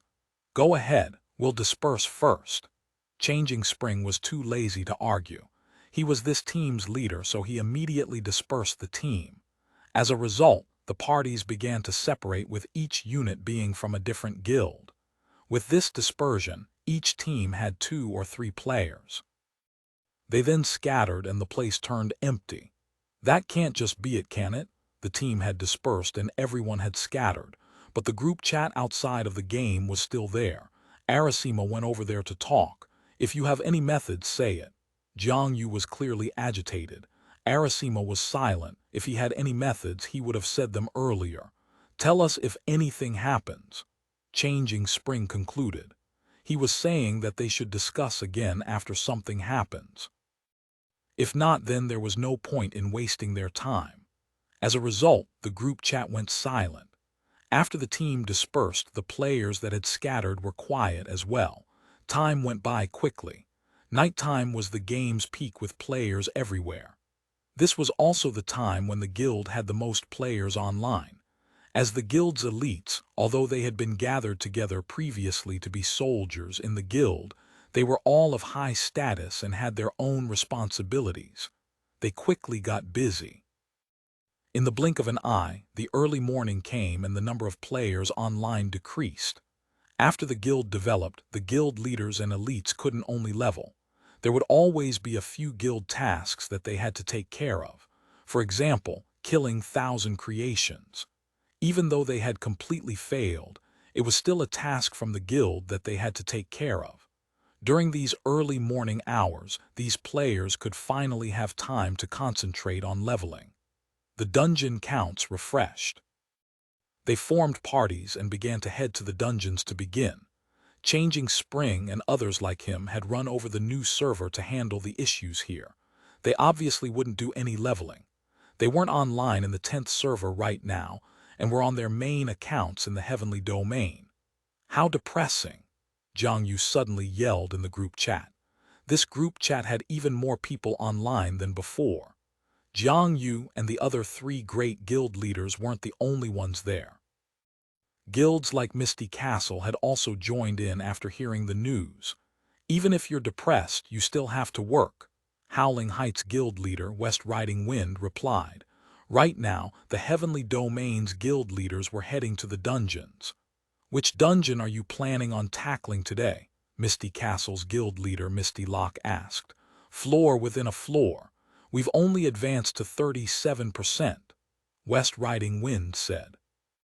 The floor within a floor he was talking about was the largest scale dungeon in the game and would refresh every week. A team, which was 100 players, could enter each time.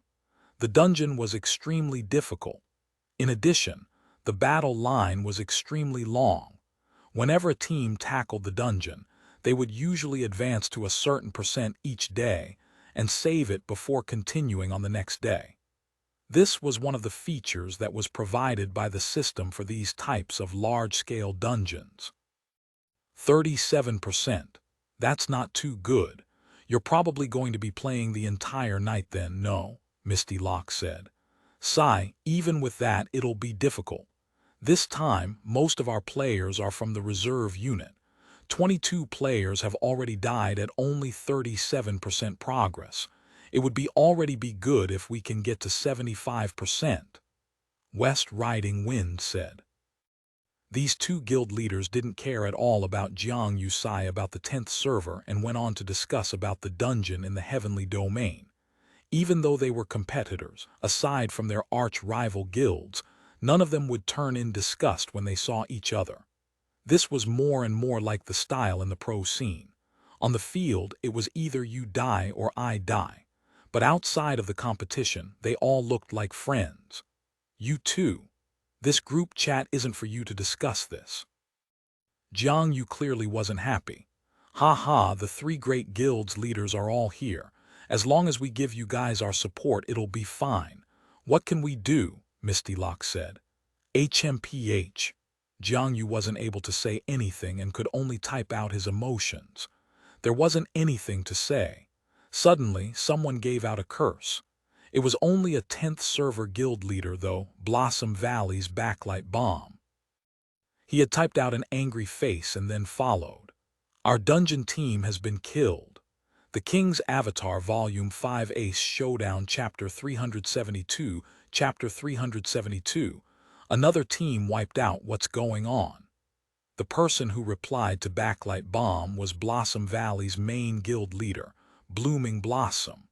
With so many guild leaders in the group chat, he didn't want to appear like he had lost his temper.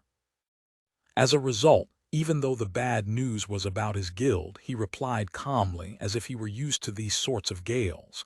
It's Lord Grimm's group. They hadn't left Thousand Waves Lake, and when they saw our team, they went up to kill us. Backlight Bomb said. What? Hearing this news, Blooming Blossom hadn't spoken yet when Jiang Yu leaped up. This is troublesome, Arasima said. How could the others not understand what he meant by this? The others immediately became worried. Thousand Waves Lake. After wiping out Blossom Valley's team, Ye Xiu and his other friends popped up out of the water. What do you think?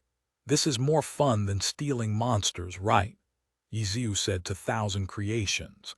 Thousand Creations didn't know how to reply, so he sent out a sweating face emoticon. When he stole monsters, it couldn't be said that he did it because he liked bullying others. As long as he was interested, he wasn't afraid of stealing from anyone. It was just that stealing monsters from these types of guild elites wasn't easy. For one, these players wouldn't be any worse than Thousand Creations, and two, these players didn't usually level alone. They usually leveled together in a group. In Thousand Creations' vast amounts of experience, there had been times where he hadn't been able to steal a monster, and there had also been times when he had been killed after stealing. Of course, he had successfully escaped too, but that was relatively rare. As for killing all of the players after stealing from them, that was something that he had never done before. And now, with the god behind him, they didn't steal monsters. Instead, they directly went to kill the players. Even though it wasn't without reason, the quality of the players being killed wasn't normal. The elites from the top guilds could be considered as the top experts of the 10th server. Yet their team of 5 might not have even been able to tell which direction they were in or when they were killed and turned into corpses. Thousand Creations, Tang Ru, and Steamed Bun Invasion had wanted to help, but they hadn't been able to find a chance to. They simply couldn't get used to the water yet. There were two main differences between the battles in the water and the ones on land. First, there were more choices to move. And second, the movement speed in the water was affected. Getting used to this type of environment was mainly done through experience. As a result, even players with strong mechanics like Tang Ru and Steamed Bun Invasion weren't much different than concealed light in the water. Tang Ru was currently fighting with a monster in the water. They were basically hitting each other back and forth because, after all, monsters weren't players. The majority of them only used simple attacks. Tang Ru wanted to dodge as if she were on ground, but because of the water resistance, she wasn't able to grasp the timing correctly. Tang Ru didn't give up though. She continued to try while still sending attacks at the monster. Her attacks could still hit though. After all, monsters didn't have very good awareness for dodging. As for the monster's attacks on her, Tang Ru was very aware of them, but she just couldn't dodge them. And with this back and forth, she did finish. Her appearance afterwards wasn't pretty though. "I can never dodge it," Tang Ru said to Ye Xiu. "Your movements in the water are much slower, so your judgment and timing will be different than they are on land. Telling you the numbers won't help you, you just have to slowly get used to it," Ye Xiu said. "Okay," Tang Ru replied and continued to look for monsters. "Use the limited practice method," Ye Xiu said. "Most monsters won't dodge. Use limited practice and see whether you can predict correctly where your attack will hit," Ye Xiu said. "Okay." Tang Ru nodded her head and continued to practice. Ye Xiu didn't call them into the water with any hopes that they could help him, but rather to use this chance to have them practice battles in the water. If their goals were to be pro players, they couldn't have such a large weakness. If not, the opposing team would simply choose a water map and win with ease. Steamed Bun Invasion and Concealed Light were too low-leveled. Hitting back and forth with the monster wouldn't be very good. As a result, these two players attacked a monster 2v1. For now, Ye Xiu couldn't say anything to Concealed Light. However, from the looks of it, Steamed Bun Invasion's ability to adapt was much better than Tang Ru's. After a short while, clear progress could already be seen. "Fight while walking with me," Ye Xiu said. "Senior, it should be swimming," Steamed Bun Invasion corrected. "Okay, swimming. Fight while swimming with me." Ye Xiu had his Lord Grim aggro monsters. Their team leveled in Thousand Waves Lake while they were wandering around. After hunting down Blossom Valley's team, Thousand Creations already knew what Ye Xiu's goal was. The top guilds wanted to chase and kill him. But now, they were guarding Thousand Waves Lake and killing any guild dungeon team they saw. The hunted had become the hunters, and the hunters had become the hunted. Thousand Creations thought about this and felt quite happy. This really was more fun than stealing monsters. The others swam while fighting monsters while he was focused on searching for any signs of other players. "Over here," he suddenly heard Ye Xiu call out. Thousand Creations turned around to look. He had gotten a bit far from the team. As he swam over, he felt that it was a bit strange. Weren't they just blindly searching? Why did it matter what route they took? But not long after, several silhouettes appeared in front of them. After taking a closer look, it was a team of 5 players. Players! Thousand Creations exclaimed excitedly. Yup, everyone be careful, keep the same pace as me, Ye Xiu said. His Lord Grim had already plunged into the water. When players dove underwater, they would have to come up for air eventually, so when they needed to hurry, they would usually swim above the water. When they saw their targets, they immediately dove into the water so that they wouldn't be discovered. Is it really necessary, God? It's just 5 players. Thousand Creations also dove into the water while carefully sending Ye Xiu a message expressing his doubts. In his eyes, with this God's skill, wiping out these 5 players would be too easy. There was no need for them to hide. The other side is definitely on guard against us. Only by hiding can we make sure they won't run away, Ye Xiu replied. Oh, Thousand Creations understood. The god was saying that if they were going to kill them, they had to kill them all. They followed Ye Xiu's Lord Grim, changing their pace or going up for water from time to time. As expected, those 5 players didn't show any signs that there was something amiss. Changing pace wasn't new to Thousand Creations. At that time in Line Canyon, he had learned from it and knew that it was a way to efficiently use stamina and improve their average speed. Now that he knew the person in front of him was God Ye Xiu, Thousand Creations wouldn't doubt him and immediately followed behind to learn it well. After playing with him that time, Thousand Creations had tried studying this technique. After all, for someone who was often running away because of his kill stealing, such a technique was very useful. His studying hadn't gotten much results, but he could tell that their current pace was somewhat fast. With their current pace, their stamina wouldn't last for very long. It seemed a bit different than what God had done at that time. Thousand Creations was about to ask, when suddenly he recalled that they were in the water. Perhaps this had something to do with the difference in movement speed between in the water and on land. He pondered over this and didn't ask for now. He continued to observe the distance between them and the 5 players while making his own assessment. As the distance between the 2 sides shrunk, Thousand Creations was beginning to understand their stamina usage.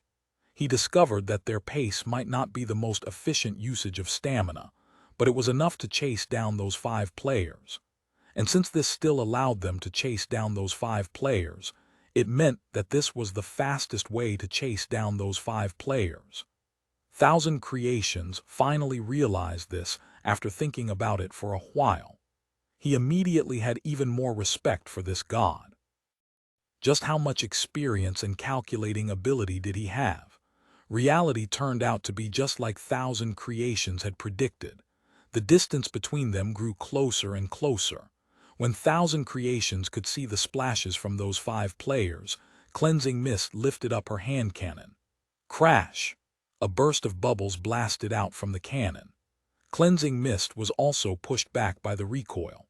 In the water, even normal attacks would cause the character to be pushed back from the recoil. 3 anti-tank missiles shot out. Ye Xiu's Lord Grim also flew through the water like a torpedo. The missiles exploded and violent waves rolled out. The 3 anti-tank missiles were in a triangle formation. Not a single one of the 5 players fell as the waves pushed them into the air. Ye Xiu's Lord Grim quickly swam a bit. He suddenly lifted his weapon, and a burst of bubbles blasted outwards. Just as the 5 players fell back into the water, another wave lifted them up into the air. Thousand Creations looked on with wide eyes. They truly deserved to be called the Golden Duo. After 2 rounds of anti-tank missiles, the 5 players dropped down as Lord Grim went up to kill them. These 5 knew what was happening, but they didn't have any thoughts of resisting and only thought of running away. But as soon as they hit the water, they were attacked on all sides.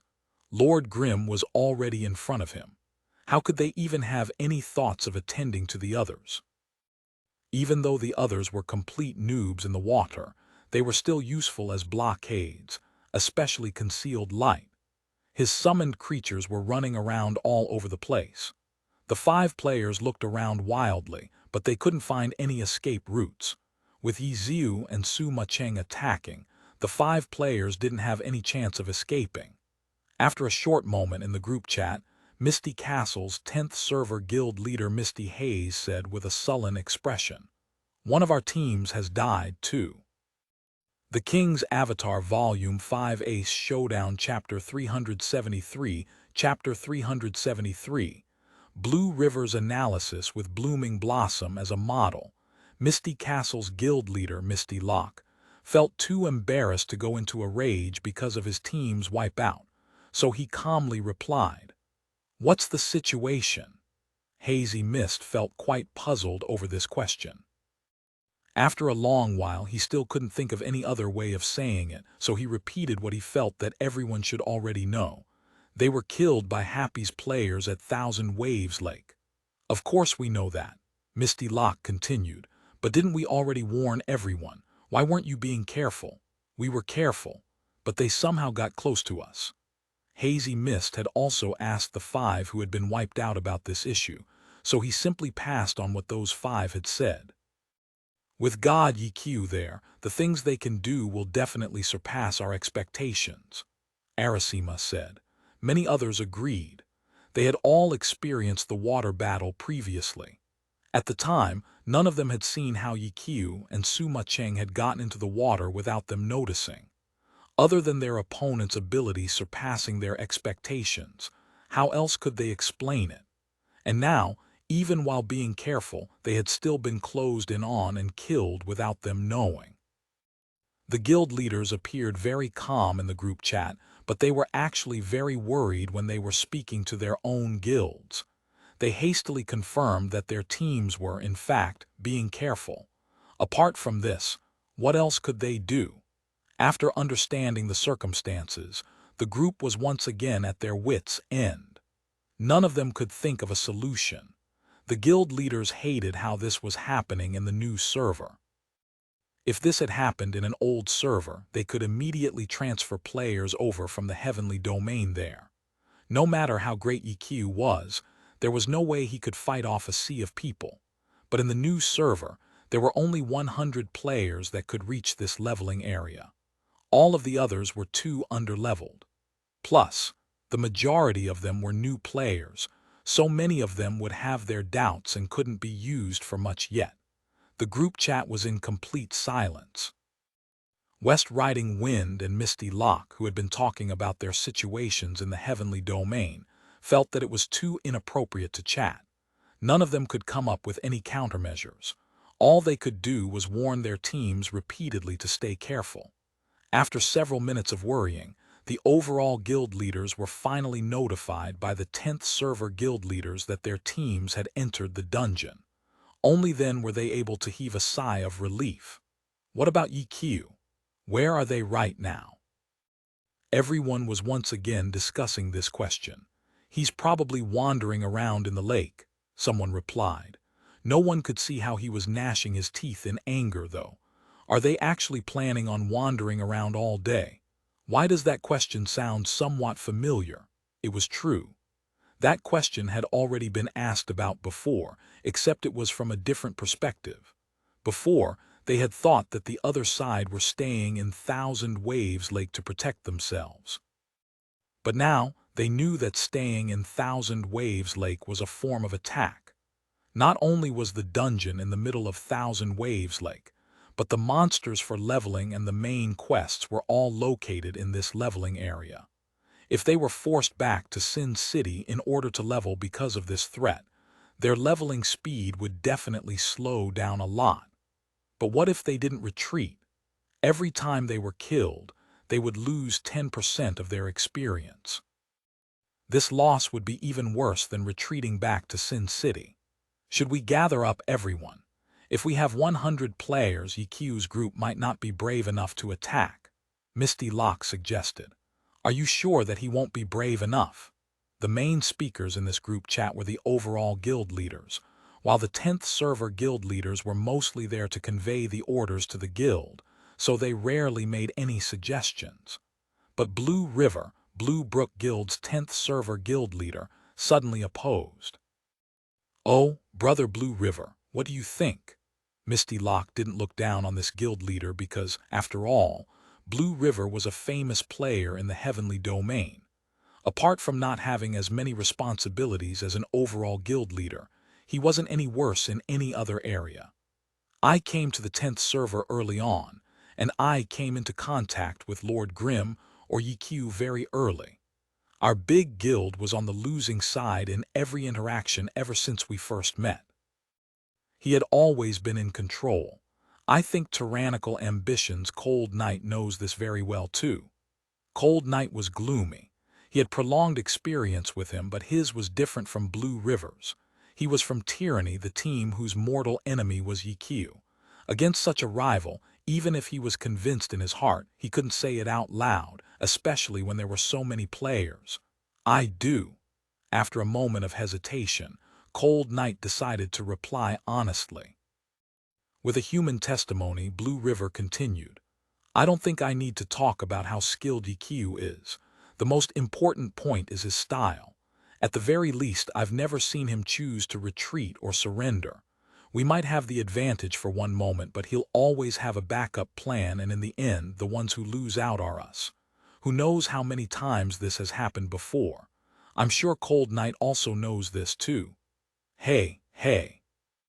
Cold Knight privately messaged Blue River, "Don't keep dragging me along. Don't you know Tyranny's position? It's very shameful like this." "You think it won't be shameful if we continue fighting?" Blue River asked back.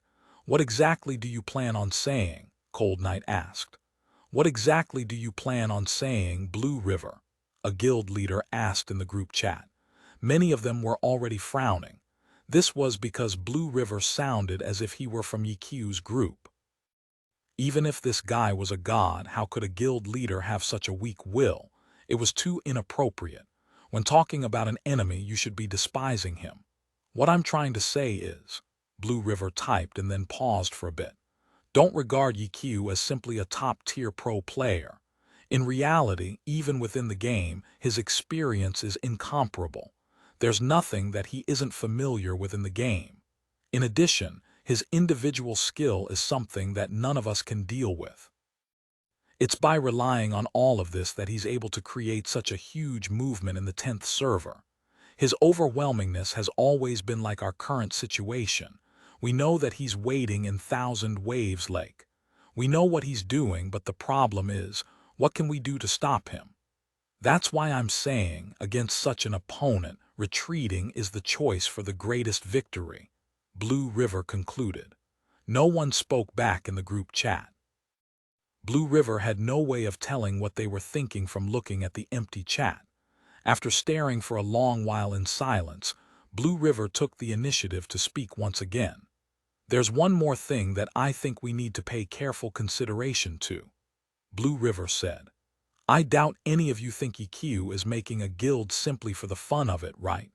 I'm sure you've all watched the All-Star Weekend. All of the pros saw Ye Xiu's dragon raises its head as a declaration of his return.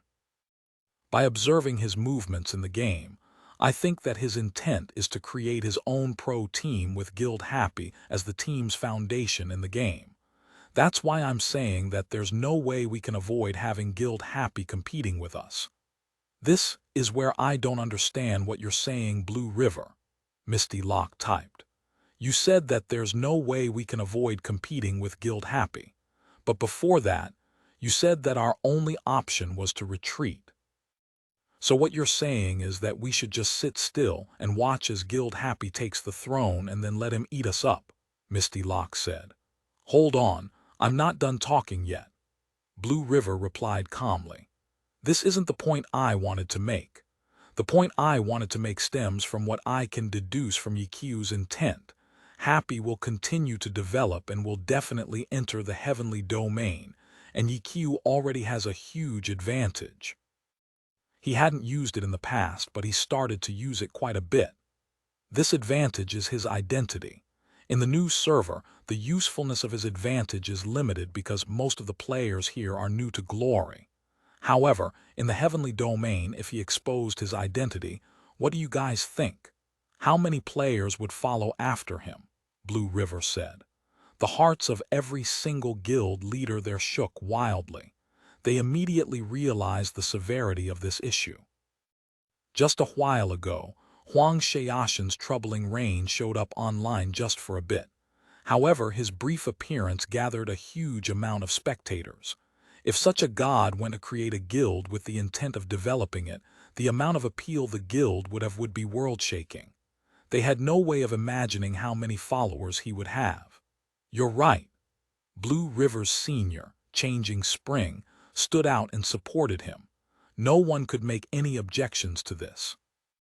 In the end, Misty Lock said, "Your words make even less sense than before. He's so terrifying, yet you want us to retreat. What do you mean by this?" My reasoning is very simple. In the new server, we have very limited manpower. I believe that we have no way of winning against him, so retreating will allow us to keep any benefits we've already gained in the new server. If we continue fighting, our level advantage will be lost. As for when he gets to the heavenly domain, if he makes any big moves like this, I remind everyone to be careful. If we're going to resist, we all have to do it together, Blue River said. So you're saying that in the end we'll have to resist in the heavenly domain. Correct, but there's one more thing, Blue River said. Still more. Everyone was clearly a bit scared. The issues Blue River brought up made them all feel uneasy. Our fight in the heavenly domain won't be as far away as you guys think. Don't forget that Ye Xiu's character is unspecialized. Unspecialized aren't able to level up in the normal server once they reach level 50. This means that he'll probably complete the heavenly domain challenge at level 50. In other words, he won't be entering the heavenly domain at level 70, but rather at level 50.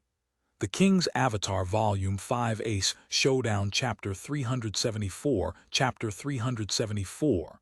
Watching a fire from the other side of the shore, beating the heavenly domain challenge at level 50.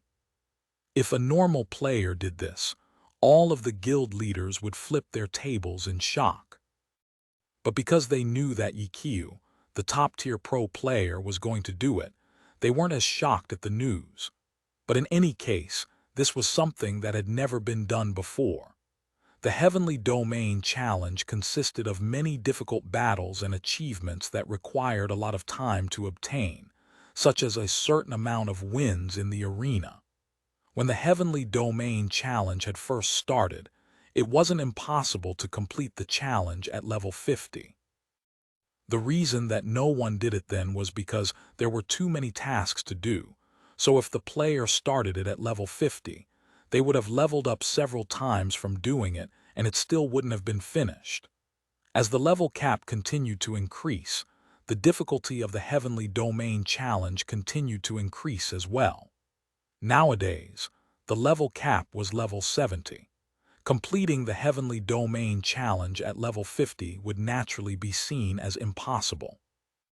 However, for someone like Ye Xiu, this task would have to be viewed in a different light. They were all still shocked, but they didn't feel like it would be impossible for him to do. If they had began planning now what they would do once he rushed to the heavenly domain at level 50, they would have quite a bit of time to prepare. This is what I wanted to say. Blue River closed the curtains. In the end, this was the problem he had analyzed. As for the problem of how to resolve it, he simply proposed to retreat in the new server, a suggestion that everyone else disliked. Although, for Blue River, after telling everyone what he had analyzed, he suddenly felt like a heavy burden had been lifted off of his shoulders. The discussion in the group chat continued. Honestly speaking, I think that if Ye Xiu's might is that great, then our best option is still to deal with him in the 10th server. If we're able to stop him from reaching the heavenly domain, then that would be way too perfect, Jiang Yu said. It's easy to say that, but how are we going to deal with him? Right now, he's the one who is dealing with our elite teams, Arasima said. Blue River's words are reasonable. With our current circumstances, there's really nothing we can do, Misty Locke expressed. For water battles, unless we use pro players, we really can't do anything since we don't have enough manpower. West Riding Wind said, "Are we really going to retreat in the new server and wait until he gets to the heavenly domain to deal with him?" Someone muttered. Sweat, if Ye Xiu's identity was announced publicly, his guild's influence will instantly skyrocket to the top 10 guilds. To tell you guys the truth, I really like Ye Xiu. If I can actually start up a guild together with him, I'd be pretty happy. FCK. Everyone disdained. If Ye Xiu really does develop his guild, form a team, and then return to the Alliance, that'll have a big impact on the pro scene, no. Maybe if we report it to the higher-ups, they might send us pro players to interfere. From what I saw during the All-Star weekend, the majority of the pro players were looking forward to Ye Xiu returning. Even Han Wenqing did. And he's Ye Xiu's mortal enemy. That's on the program, though. It's for the public to see, so of course they're going to show their support. How do you not know this? Piss off. Our team XXX definitely isn't like that. Many other similar words were said at the same time. The guild leaders jumped out to support their respective teams' pro players. They believed that their pros were definitely honest, while the others were all just posers. Right at this moment, everyone in the group chat became their team's #1 fan and disputed in order to protect their team's reputation. After several minutes, because Changing Spring, who didn't like to chat, fortunately didn't participate in the dispute, he was able to keep a clear head and quickly type something to keep the chat in control. Seeing that Changing Spring had typed out several messages, they respected it and quickly stopped their banter. The club's stances are what's important. The clear-headed Changing Spring typed out after waiting for everyone to calm down. Everyone immediately understood after seeing this. A pro player's attitude only represented an individual. If they were going to need pro players to come into the game, this would have to depend on what the clubs wanted. The club stances. Jiang Yu repeated these words.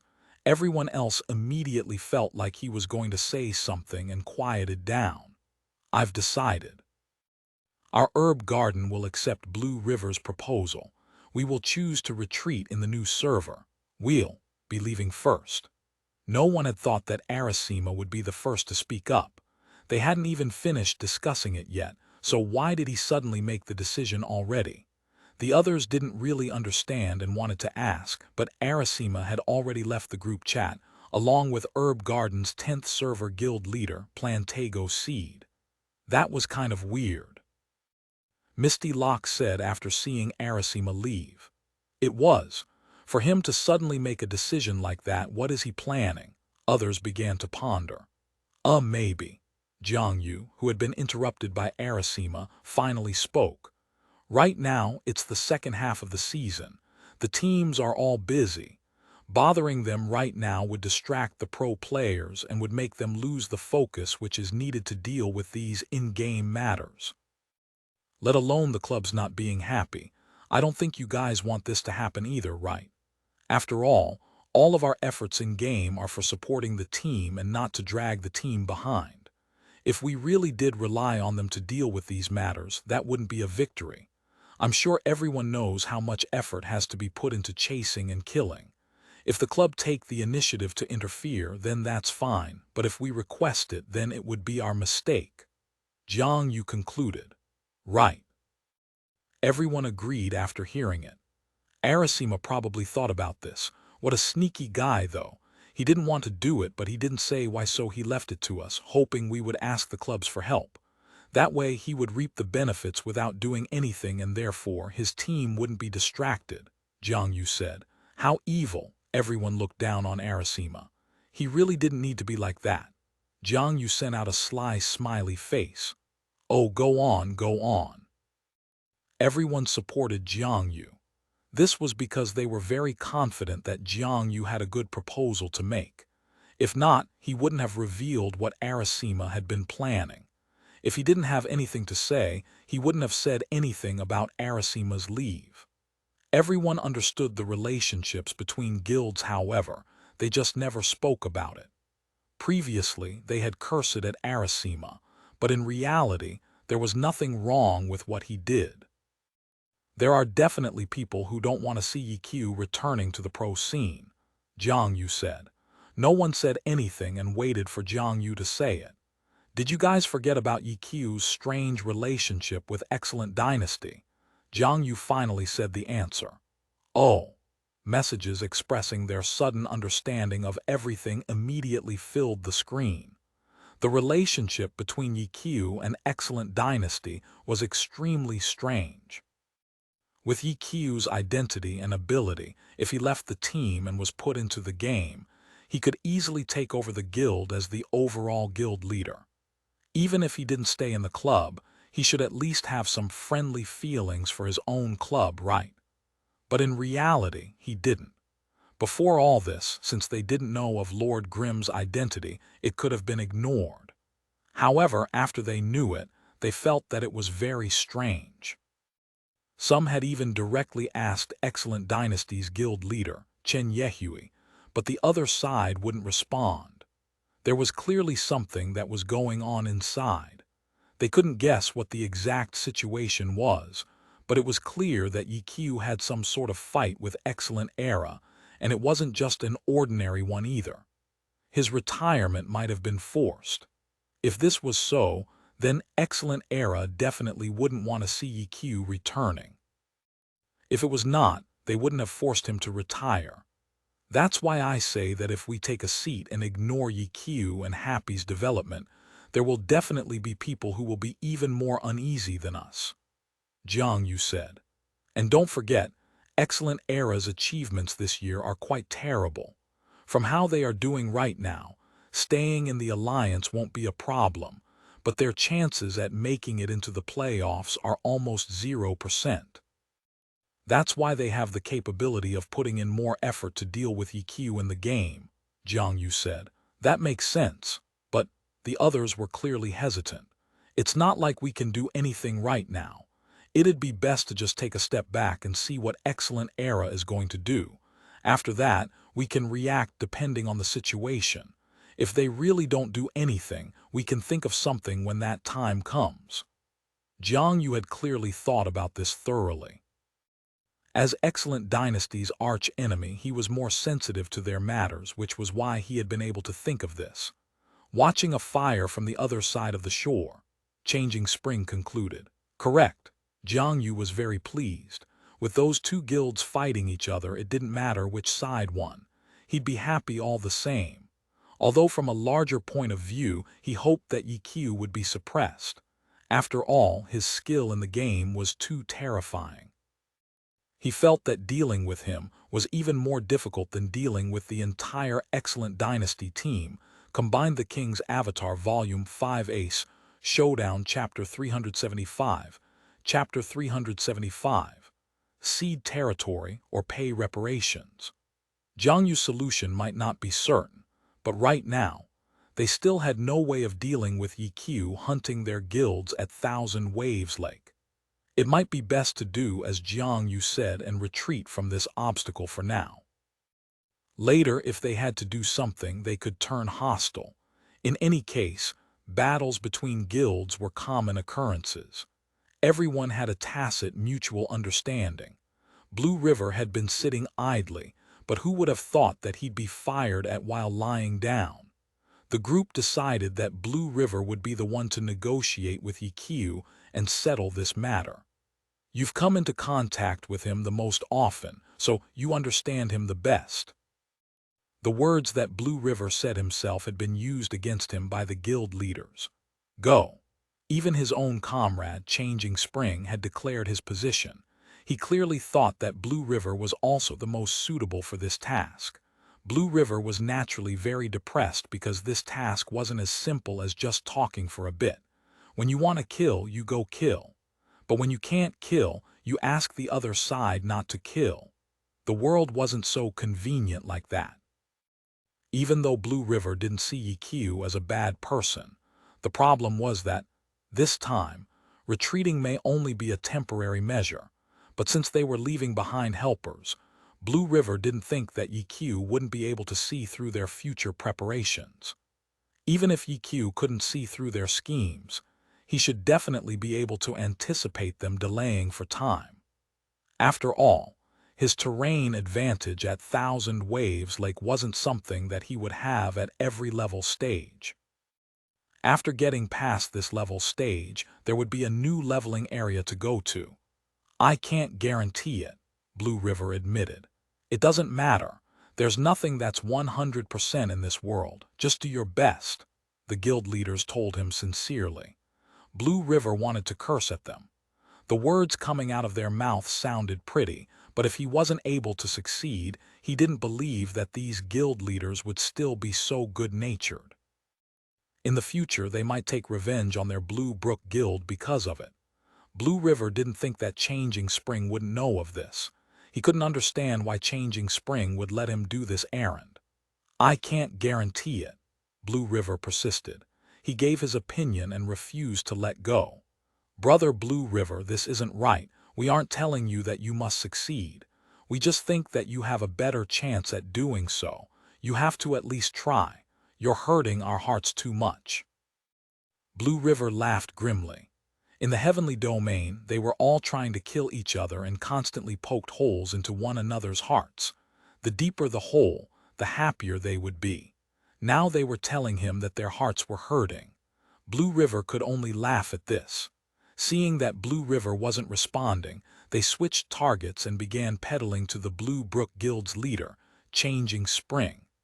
They were clearly trying to get Changing Spring to persuade Blue River to go. Changing Spring didn't say much either and simply sent Blue River a question mark. I can't guarantee it. Blue River didn't hesitate. I can't guarantee it. Blue River saw his own words get typed out into the group chat by Changing Spring. He was quite sure that his guild leader had just copied and pasted it. This guy refused to let up. No matter how angry they were, there was nothing that they could do except ridicule him in secret. They weren't from the same party, so how could their remarks do anything? They did this often, so none of their words had any effect. After a bit, they felt like there was no point, so in the end, they had to choose someone else. How about we have Brother Cold Night go? In the 10th server, besides Blue River, tyrannical ambition has interacted with Lord Grim the most, so you should understand him well too. Blossom Valley's 10th server guild leader Backlight Bomb suggested. Cold Night's expression turned dark. His senior, Jiang Yu, came out to support him though. Everyone, with our guild's background, our interaction with him will be filled with tension. If you have us go, I doubt we would be able to succeed. His words made sense, but in truth, even if Cold Night now knew that Lord Grim was Ye Xiu, Ye Xiu had known that they were tyrannical ambition from the very beginning. After so many interactions with each other, Cold Night had never felt like the rivalry between their backgrounds had meant anything to Ye Xiu, so even if their reason made sense, it wasn't actually true. Of course, Cold Night wouldn't say anything. In truth, his thoughts were the same as Blue River. He knew that this was difficult to guarantee and didn't want the guns to be pointed at him. As a result, he refused to let up as well. There was nothing that they could do. In the end, they directly mentioned Jiang Yu's name. Guild leader Jiang Yu, you made this plan, so you choose someone. Don't say Blue River, he's already expressed that he won't do it. How about we do a vote, Jiang Yu suggested. Vote, if someone gets picked, will no one refuse, someone said. Refuse? Blue River wasn't being vague. He directly objected. Everyone gave out helpless expressions. Jiang Yu saw that his brilliant plan was actually being stopped at this place. He couldn't point at the other guild's members, and Blue River refused to go. If they voted, Cold Night would definitely be chosen. Since things were like this, Jiang Yu decided to take it up like a man. Cold Night, you go. If you don't succeed, we won't blame you. We'll make an agreement. If Cold Night doesn't succeed, no one will blame him. How about it? Jiang Yu said. That's fine, that's fine. Quite a few guild leaders agreed. I took a screenshot for proof, Jiang Yu said. The screenshot will be proof. Others agreed. There was no point dragging this on. No one wanted to delay anymore. The faster they got this done, the better. As a result, Cold Knight was forced to do the negotiations. He was sent online to talk with Ye Xiu and make peace. God, Cold Knight wasn't as stubborn as Blue River. After being sent by Jiangyu, he could only agree. "What's up?" Ye Xiu replied quickly. He was clearly taking it easy. "Cough, cough, can we discuss something?" Cold Knight said. "Go ahead," Ye Xiu replied. "Can we not fight? We surrender this time." Cold Knight thought about it for a bit and decided that he might as well get straight to the point. He probably wasn't a match in speaking in a roundabout way anyways. "Oh, sure. Thanks." Cold Knight didn't think that the other side would be so quick. He was so happy his eyes were sparkling. "Cede territory or pay reparations," Ye Xiu replied. "What?" Cold Knight replied, but after pondering over it, sweat began to drip from his head. "The territory you have to cede is 1,000 Waves Lake so that we can level up. The reparations are the same. I'll send you guys a materials list," Ye Xiu replied. Cold Knight had already anticipated this reply. He had already run out of sweat to sweat. This, it shouldn't go to that extent. Cold Knight didn't have any thoughts of negotiating. He was just saying nonsense at this point. "It's a surrender, no. Don't you have to cede your territory and pay reparations? I'm letting you guys choose one of the two. Aren't I nice?" Ye Xiu said. Cold Knight was depressed. Even though he was in charge, if he had to accept these conditions, the promise that the guild leaders had made might not be enough. Thinking of their promise, though, Cold Knight had his own idea. He directly copied down his chat with Lord Grimm and sent it over to the group chat. "Everyone, what are your thoughts?" Cold Knight acted tactfully. He wouldn't be their negotiator. He would simply be passing on their messages. Lord Grimm's material list. The 10th server guild leaders knew about this, but the Heavenly Domain guild leaders didn't know, so they asked, "What is this?" "It's very simple, it's his condition." Blue River wasn't busy, so he explained it to everyone. The others clearly didn't have very good opinions of Blue River and ignored him. They listened to a different 10th server guild leader explain it. "Give 1,000 Waves Lake to him. FCK, their guild only has 5 level 40s. 2 of them can't even join until 5 days later." One guild leader was furious. "Maybe we should have a look at the materials list," West Riding Wind said. "Yeah, let's take a look at the list," Misty Lock agreed. The 10th server guild leaders chose to stay silent. They wouldn't say to look at the list because they anticipated that the list would also be brutal and inhumane. The main guild leaders would definitely have their eyes opened. Cold Knight didn't dawdle and immediately asked Lord Grimm if they could take a look at the materials list. Ye Xiu had clearly anticipated that they would talk it over. After fighting with them previously, he knew which guilds had participated. He swiftly sent them a long list. The speed made Cold Knight believe that he had prepared for this long beforehand. FCK me. How can he be so heartless? Sure enough, after the list was sent to the group chat, the main guild leaders all went crazy. "His way of getting materials has always been far more efficient than looting," Blue River mocked. This, Misty Lock looked at the list and kept saying this. He couldn't seem to find any words. "Though if you guys think about this carefully, if we split this up evenly among everyone, the list is in our acceptable range," Blue River said. "Blue River, which side are you on?" Someone began to doubt Blue River's position. "I'm just helping you guys understand his style. He's always been like that. He'll make your heart hurt, but he won't go past what your heart can't take. I'm not the only one who has experienced this before, right?" Blue River said.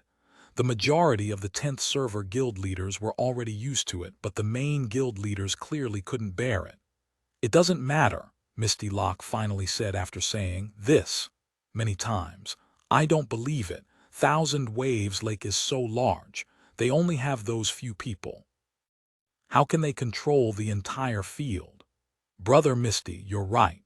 West Riding Wind, who was always quite close with Misty Lock, expressed his approval. The King's Avatar, Volume 5, Ace Showdown, Chapter 376, Chapter 376. Too careless, the guilds had to advance or retreat together, because it was just like Blue River said. The materials Lord Grimm had requested just happened to be within their limit of acceptance. If everyone equally split the materials, it was still bearable. However, if a single guild backed out, sharing the cost would be difficult. Herb Garden had already left, though, but Ye Xiu didn't know that, so the list of materials he wanted already made the remaining guilds extremely unwilling. 2 guilds immediately refused. Splitting the cost was now impossible, and from the looks of it, ceding land was also unacceptable. The 2 guilds didn't want to talk anymore and planned on continuing to delay matters. The group chat went silent for a while again. Jiang Yu began. "Have you 2 already decided?" "Decided," the 2 practically said at the time, making the others wonder if they were discussing with each other in private. "Altogether, 3 guilds have already left. From what I see, there's already no point in this group chat."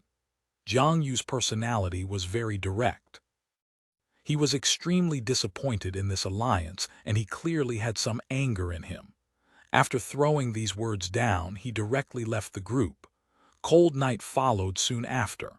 The remaining guilds saw that there really was no point, so they left as well. In the blink of an eye, the group chat dissolved because there was no one there. Each guild began to discuss with themselves for their own plan. Everyone had already seen the conditions, and they were still the same as before, so therefore, some of the guilds began to negotiate with Ye Xiu. Misty Lock and West Riding Wind had different ideas, though. They felt that, with Thousand Wave Lake size and Happy's few players, taking complete control over the entire map wasn't possible. They might as well try delaying to see what would happen. The group chat dissolved as the guilds went on their own paths. No one knew what the others were planning. However, Ye Xiu had a good understanding of the situation. There were a total of 9 guilds competing in Thousand Waves Lake. All of them had fought together during the Christmas event. One of them had conflicting interests with the others and immediately cut off any and all connections. Although Ye Xiu felt it was a bit of a pity, he wasn't too surprised. The other side clearly hadn't been able to reach a unanimous decision towards Ye Xiu's condition, resulting in Blue Brook Guild and Tyrannical Ambition contacting Ye Xiu. They had hoped to pay materials in order to obtain the right for a peaceful development at Thousand Waves Lake. Ye Xiu didn't care which guild was which. If someone agreed, then he would happily welcome them. He had already calculated that the guilds definitely had the materials he wanted, so everything went along smoothly. Blue Brook Guild, Tyrannical Ambition.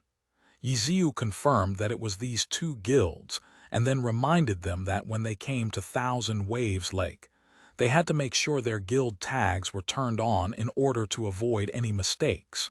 It would be best if they could tell him the others' positions. That way, Ye Xiu could save some time since he wouldn't need to take as many detours.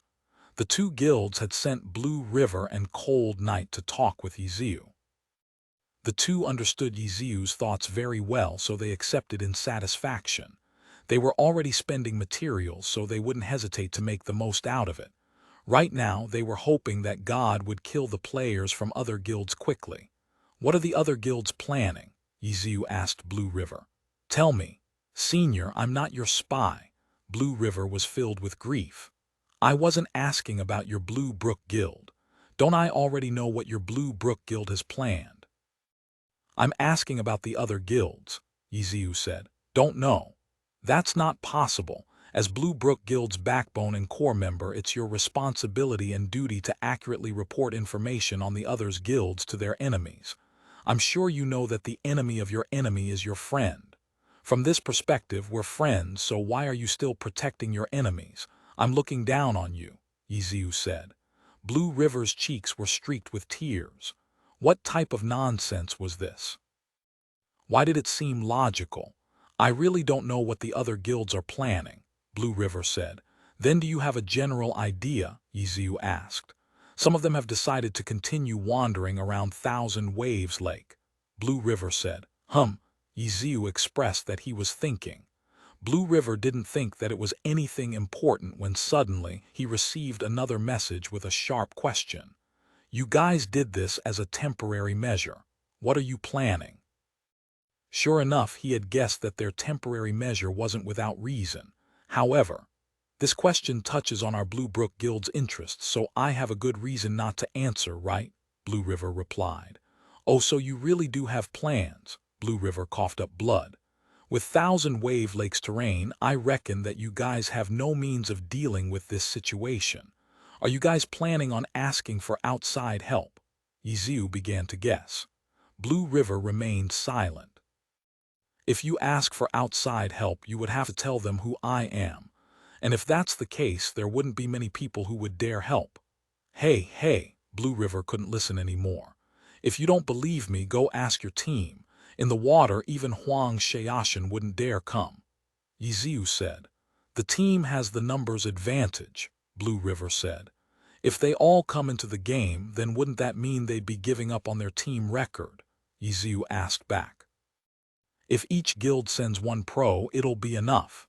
Blue River remained stubborn. Disturbing all of these teams is kind of embarrassing. Ye Xiu said. You scared? Blue River secretly felt good, especially because the other side didn't reply back after he sent the message. Blue River didn't keep talking, though. He hadn't been on his account for several days, so his character's experience was falling behind. He put on his equipment and prepared to gain some good experience. Not long after he began to travel, a message popped up. He checked, and Lord Grimm had replied. You were just bluffing. I just went and asked around. None of the teams said they were sending players over. What? Who'd you ask? The players from every team, Ye Xiu said. Blue River had run out of tears. How could he forget? This guy had a completely different status than he did. The other side didn't need to guess. He could just directly go to the pro circle and ask. He had been in the pro scene for so many years. How could he not have known players from the other teams? It's late now. We were planning on notifying them tomorrow. Blue River continued to quibble. Did I hear that right? How come it sounds like you're the club's boss or the team captain? They're just going to come if you tell them to come. Are you summoning creatures? Ye Xiu replied. Blue River stayed silent. Liar, lie after lie. Ye Xiu didn't let up. Blue River could only reply with ellipses. Oh. I found a party. Talk to you later, Ye Xiu suddenly replied. Which guild? Blue River asked excitedly. Yours. FCK, your sister. We made an agreement, Blue River cried in shock. Had this punk completely joined in on the guild battle and was now going back on his word? I lied. They're from Misty Castle. Blue River coughed up blood again. Wasn't he busy? How could he still joke around like that? But Misty Castle was good. Misty Castle hadn't felt that this was problematic. Letting them get a good taste of retribution would be good.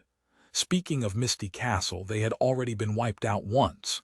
Did that team really just rush back only to be killed once again? How unlucky of them. Blue River's guess was correct. Misty Castle's party really was just that unlucky. Before, they had been closed in on, unbeknownst to them, and died. They had just rushed back, and this time they were able to save some time, though. Right before they were about to enter the water, they saw Lord Grimm's group jump out of the water. A dungeon team would only have 5 players. With Ye Xiu and Sima Cheng there, wiping them out was very easy, whether it was on land or on water. In addition, they had Tang Ru, Steamed Bun Invasion, 1,000 Creations, and the cheerleader, Concealed Light. It could be said that this battle on the shore was even more without suspense than it was in the water. Ye Xiu and Sima Cheng were as valiant as ever. Plus, Tang Ru was going all out. Tang Ru's skill was already much better than the usual guild elite. Even the elite teams from the grandest of guilds were nothing but paper in front of these opponents and were easily cleaned up. Misty Lock naturally became furious after hearing this news. You pigs! You clearly knew that there was danger. Why didn't you scout it out clearly first and choose a better route? The players who were being yelled at also had their cheeks streaked with tears.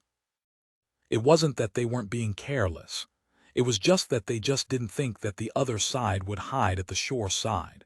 Weren't they supposed to be wandering around the dungeon island? This move looked as if the other side was waiting for them to return. It was way too shameless. Care a bit more. Be more careful. Is that too much to ask?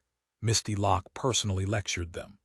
Misty Castle had formed their own group chat with the overall guild leader personally directing the 10th server's elite teams. What could the 5 players who were being yelled at say? They had to run over from the main city again. Work's done. Let's continue on with what we were saying. Ye Xiu chatted up with Blue River again. I already have nothing to say to you. Has your dungeon team come over yet? Ye Xiu asked. What are you planning on doing? Blue River was being extremely cautious. If you see any other guilds, give me a call, Ye Xiu said. You'll be coming over to level here, right? You pay attention too. Ye Xiu said, I'm not a spy. Didn't you keep on stressing that you were a spy before? That was that account. It's all the same to me. Pay attention. If you find anyone, tell me, Ye Xiu said. Okay, I'll talk to you later, Ye Xiu added. Which guild now? Blue River was surprised. What insane efficiency. It was fortunate that their Blue Brook guild had made an agreement. It's quite embarrassing to tell you, but it's Misty Castle again. Sigh, they're too careless. Ye Xiu replied, while looking through reports from his guild. He had the manpower now. To the King's Avatar, Volume 5, Ace Showdown, Chapter 377, Chapter 377.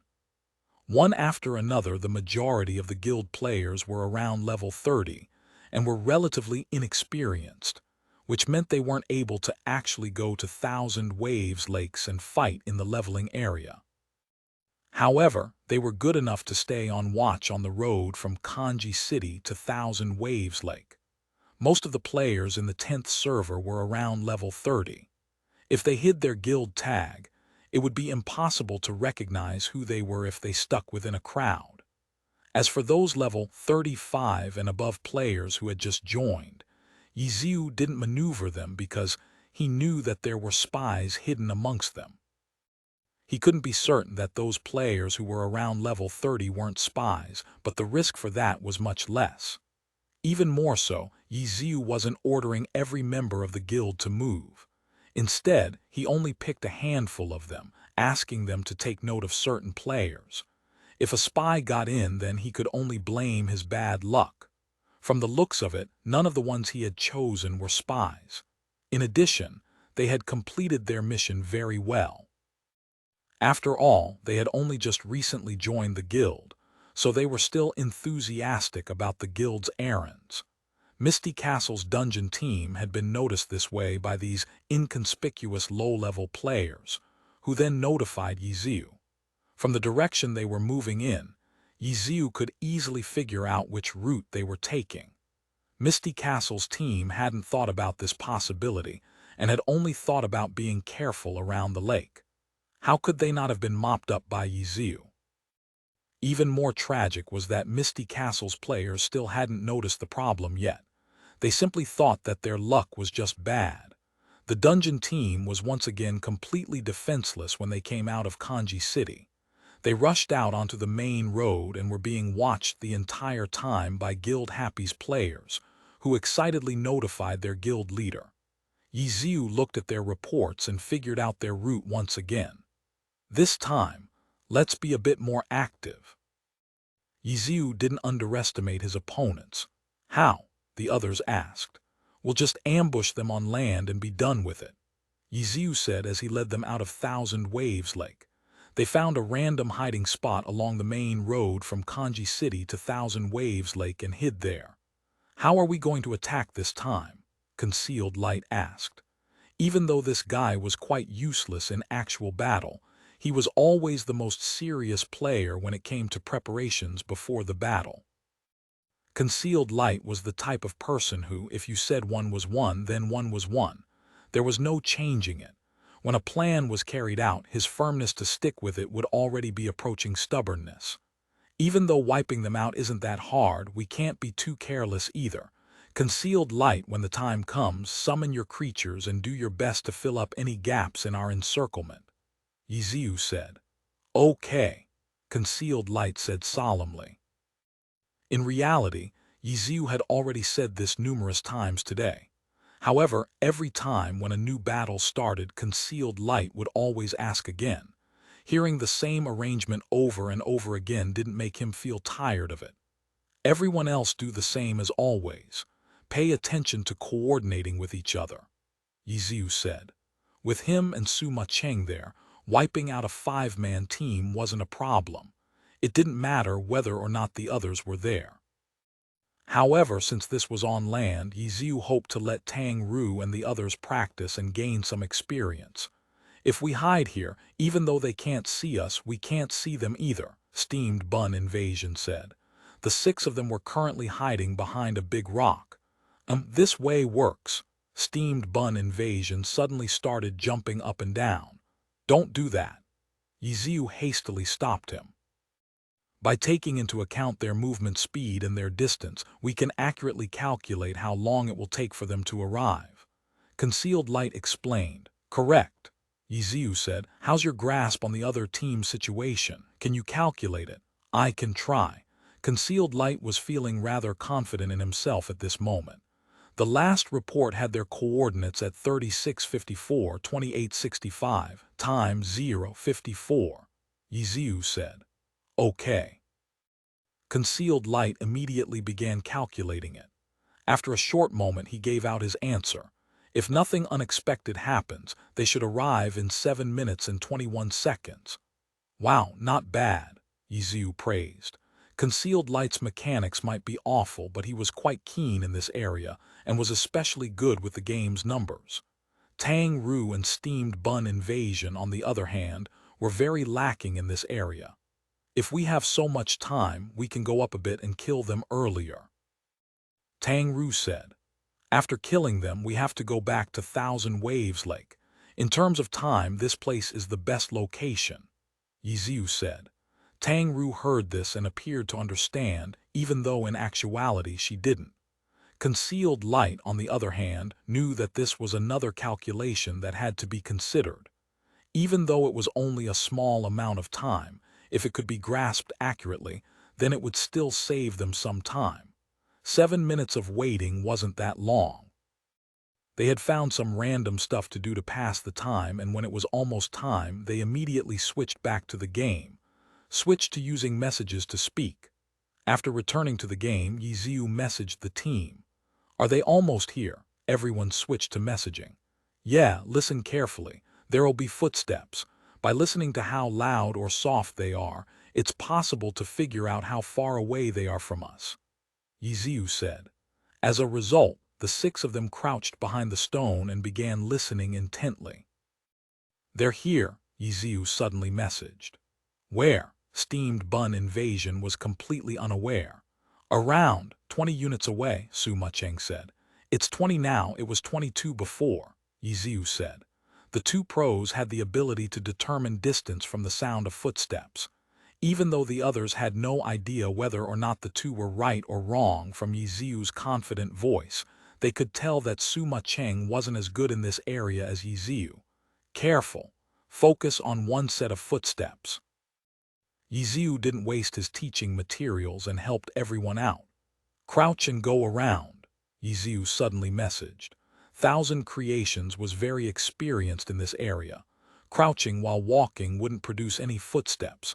It was a necessary movement for sneak attacks from behind.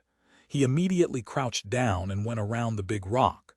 He heard the sound of footsteps pass by.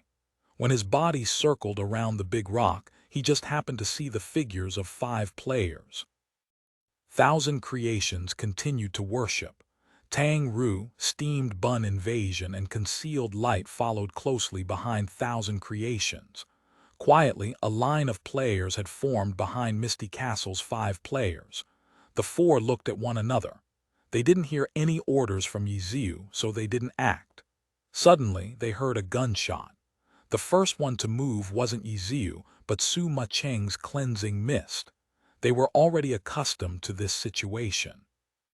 In the majority of the battles, Sima Cheng's launcher pulled the monsters from far away. When monsters were pulled, they would rush over. But players were different. This gunshot had been too sudden. The five weren't noobs and immediately scattered. After seeing Cleansing Mist's name, they almost started crying on the spot. They already knew who they had run into. The five didn't have any intentions of fighting. They immediately wanted to turn and run, when suddenly, they saw four characters crouching behind them stand up. The right side became their only escape route. The five didn't need to communicate with one another and rushed in that direction. But then a character suddenly appeared in front of them with the terrifying id floating above his head, Lord Grim. The five players' hands trembled and almost crouched down like the four behind them. Against top-tier pro players, the five truly didn't dare to fight them head-on. The four players that were behind them seemed less scary than the pros on their sides. As a result, they turned around and charged at the players behind them. However, when they turned around, there were no longer just four of them. That summoner had summoned all of his creatures who now stood by the four players to form a great wall. The five fell into despair as the other side began to attack. There's no need to describe the battle. Their defeat came swiftly. Afterwards was another roar by Misty Locke in the group chat. What again? They ambushed us on the road. We didn't think. You couldn't even think of that. Did you guys forget to bring your brains with you when you left? Misty Locke was truly furious and he denounced them savagely. This Ye Xiu is too excessive. Why isn't he looking for tyrannical ambition to attack? Why is he set on our Misty Castle?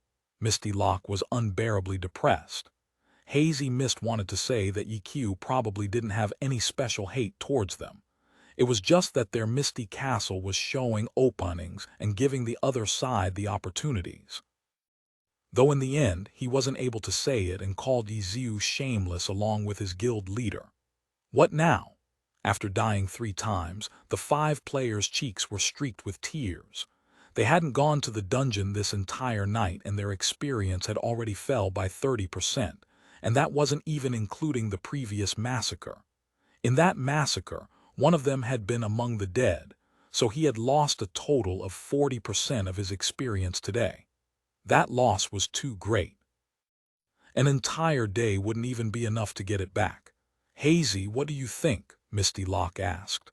I think that the other guild's teams are already in the dungeon, so Ye Xiu only has our team to attack. Let's not fight with him and hide for now. When the other dungeon teams come out, there will be new targets for him. At that time, we can take that chance to get to the dungeon.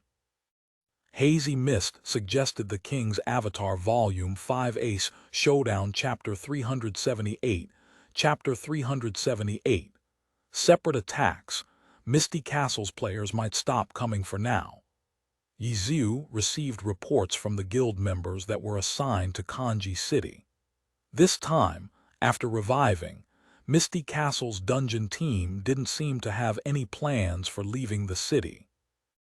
2 of them were taking a stroll in the market, another 2 had gone to the arena, and one was just standing there, staring blankly into space.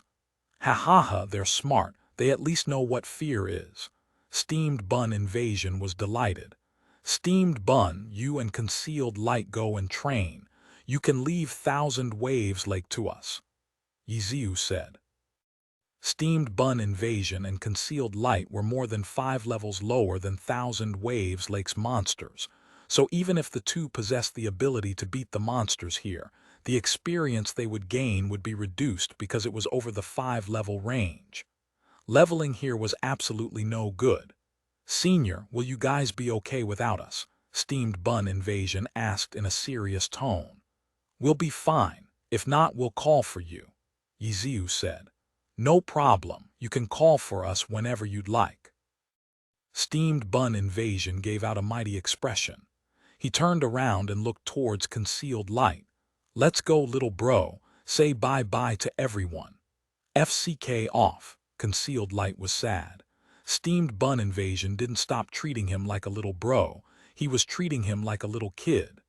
The 2 went off to their own suitable leveling areas. Ye Xiu and the other 3 were at the perfect level for Thousand Waves Lake, so they returned there. The guilds were no longer attacking together. If it was just a 5-player team, let alone 4 players, Ye Xiu alone would enough to beat them. The reason they were in a group was for carrying out Ye Xiu's usual battle spirit. If he was going to kill, then he would kill them all. Thousand Waves Lake was as calm as it was before. There was no one in sight. Ye Xiu looked at the time. It was 1:17 a.m. Even if the guild dungeon team started at 12 o'clock sharp, there was no way they'd be finished with their 3 runs already. The guilds that had participated in the Christmas event had each sent out 8 players. In other words, 3 of them were left out. For newer players, it wasn't possible for them to clear Thousand Waves Lake with just 3 players. However, these were all veterans from the heavenly domain, so Ye Xiu reckoned that it would be possible for them. The top guilds were still competing for the dungeon records, so an elite team consisting of a complete 5 players was necessary. The 3 that left out would have a harder time, or perhaps they might look for other guilds to form parties with. Ye Xiu guessed, but he couldn't be certain. In truth, Misty Lock's thoughts weren't wrong. Thousand Waves Lake was too huge, and the number of players Ye Xiu could use were way too little. If he had wanted to cover the entire lake and make it so that it was impossible for the other players to enter, it would be impossible with just Ye Xiu's small group. They could only continue chasing and killing the other guilds in order to threaten the guilds to give in. For example, Misty Castle had been a successful case where they had to give up because they were too afraid of the dangers. "What now?" Tang Ru asked after seeing that there was no one left to fight at Thousand Waves Lake. "Would you be fine with a 1v5? Ye Xiu asked. "In the water, on land. I could try, but if they run, there would be nothing I could do," Tang Ru said. "Of course, if they split up and run, there's nothing anyone could do, but you could at least kill one of them," Ye Xiu said. "Okay," Tang Ru nodded her head. "What about you, Thousand Creations?" Ye Xiu asked Thousand Creations. "God, don't joke with me." Thousand Creations wiped away some sweat. "But getting their attention shouldn't be any problem, right? I remember you being very good at taunting," Ye Xiu said. Thousand Creations was speechless. The past had come back to haunt him. At the time, he had taunted because he was too weak when compared to the god, which was why he had been preyed on, because the other side thought he was easier to deal with. However, that was completely different. He hadn't known of Lord Grimm's identity at that time. Thousand Creations had felt extremely annoyed at that time. But now that he knew of Lord Grimm's true identity, there was nothing he could say. Compared to God, Ye Xiu, being a worse player was a given. "God, what do you want me to do?" "If you can't beat them, then lure them to where we are," Ye Xiu said. "Okay, I'll do my best," Thousand Creations said. "That's good. Next, we'll be camping at the dungeon entrance. We don't know which entrance they'll be coming from, so each person will each take one. The more you can kill, the better. Thousand Creations, you can just report your position and then we'll find a way to meet up." Ye Xiu planned. "Understood," the 3 affirmed.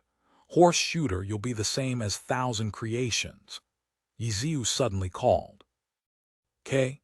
The voice came out from the grove near the shore. The launcher, Horse Shooter, came out from there. He had been hiding there the entire time and had killed some monsters on shore while keeping an eye out. Horse Shooter had been the one to discover Misty Castle's dungeon team the first time. It was too bad that his observation range was limited because he was by himself. He had only found Misty Castle's tracks. He had continued to wander around after that, but he hadn't been able to find anyone else. Soon after, the 5 players went into the lake and split up. After each of them chose an entrance, they landed and reported to each other. Then, they began to study how to ambush the teams coming from the entrance in front of them. In the dungeon, teams from 12 guilds were fighting hard. Amongst these, 9 of them had made an alliance in order to resist the threat of Guild Happy. However, they had suffered losses in the previous water battle. Among these 9 guilds, Blue Brook Guild and Tyrannical Ambition had paid materials in order to ensure their safety. Misty Castle was too scared and they didn't dare show up at Thousand Waves Lake for now. Right now, 6 guilds were Ye Xiu's targets. Ye Xiu had obviously told the other 4 beforehand. Herb Garden, Howling Heights, Blossom Valley, Royal Heritage, 301 and Void Walk. 6 guilds backed by clubs. Herb Garden didn't need to be said. They had the champion team, Team Tiny Herb, behind them. The other 5 might be a bit weaker on paper, but they were all strong competitors as well. As long as they got into the playoffs, there were endless possibilities. The next champion team was never fixed, and only these types of competitive teams would even have their guilds bicker over every gain or loss. The other 3 guilds who had participated in the Christmas event didn't have that much ambition. They were satisfied with simply having their own place in the alliance. Their thoughts weren't to win, but rather it was to not lose. They would still try hard to compete for the dungeon records, but they didn't have that sort of ambition to go all out like the top guilds.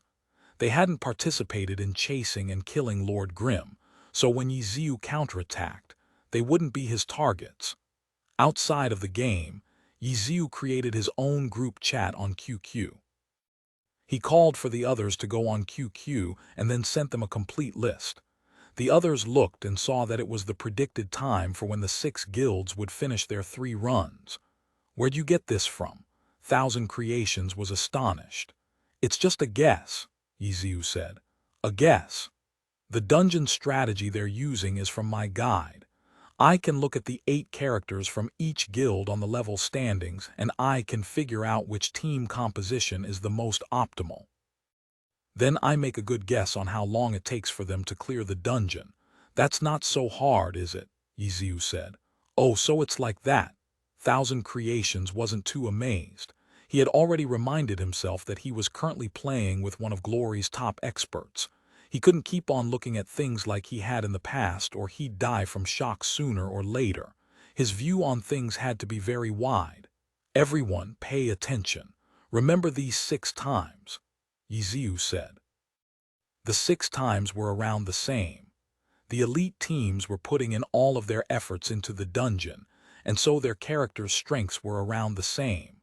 The only differences were the players and some luck from the dungeons. Before the time came, the 5 players killed some monsters around the lake in order to not waste any time. When the time grew near, they immediately went to the spots they had chosen beforehand. Ye Xiu and Suma Cheng weren't afraid of battles in the water, so they could choose any spot. The other 3 were different, however. They wanted to finish matters on land. Tang Ru was looking for a battle, but Thousand Creations and Horse Shooter were only planning on luring their opponents to where God was. They weren't fighting a battle on mechanics, but rather a psychological battle. "How are things going?" The time had jumped into the range that Ye Xiu had predicted. Ye Xiu was already asking for information in the team channel. "Nothing here. Nothing here. Nothing here." "I have Blue Brook Guild here." Thousand Creations was hiding to the side of the dungeon entrance, waiting for a character to exit out of the dungeon. But the character he saw jump out had a Blue Brook Guild tag on him. "Don't worry about Blue Brook Guild," Ye Xiu replied. "I know," Thousand Creations said. He didn't need to be concerned about Blue Brook Guild, but it was a bit awkward. Thousand Creations didn't show himself, and instead shrunk back as Blue Brook Guild's 5 players left the dungeon. "Ah, what good luck," Suma Cheng suddenly said. "What is it?" "I have 2 teams." On Suma Cheng's side, 1 dungeon team came out. Before she could make a move, another team came out. Herb Garden and Royal Heritage. These 2 guilds' teams had appeared in front of Suma Cheng. Suma Cheng was alone, so surrounding them was impossible, which meant there wasn't any point in being sneaky. As a result, she chose not to hide and directly stood outside of the dungeon entrance. The first team was still astonished, when suddenly the second team came out and saw Suma Cheng's cleansing mist fire a shot from her cannon. FCK.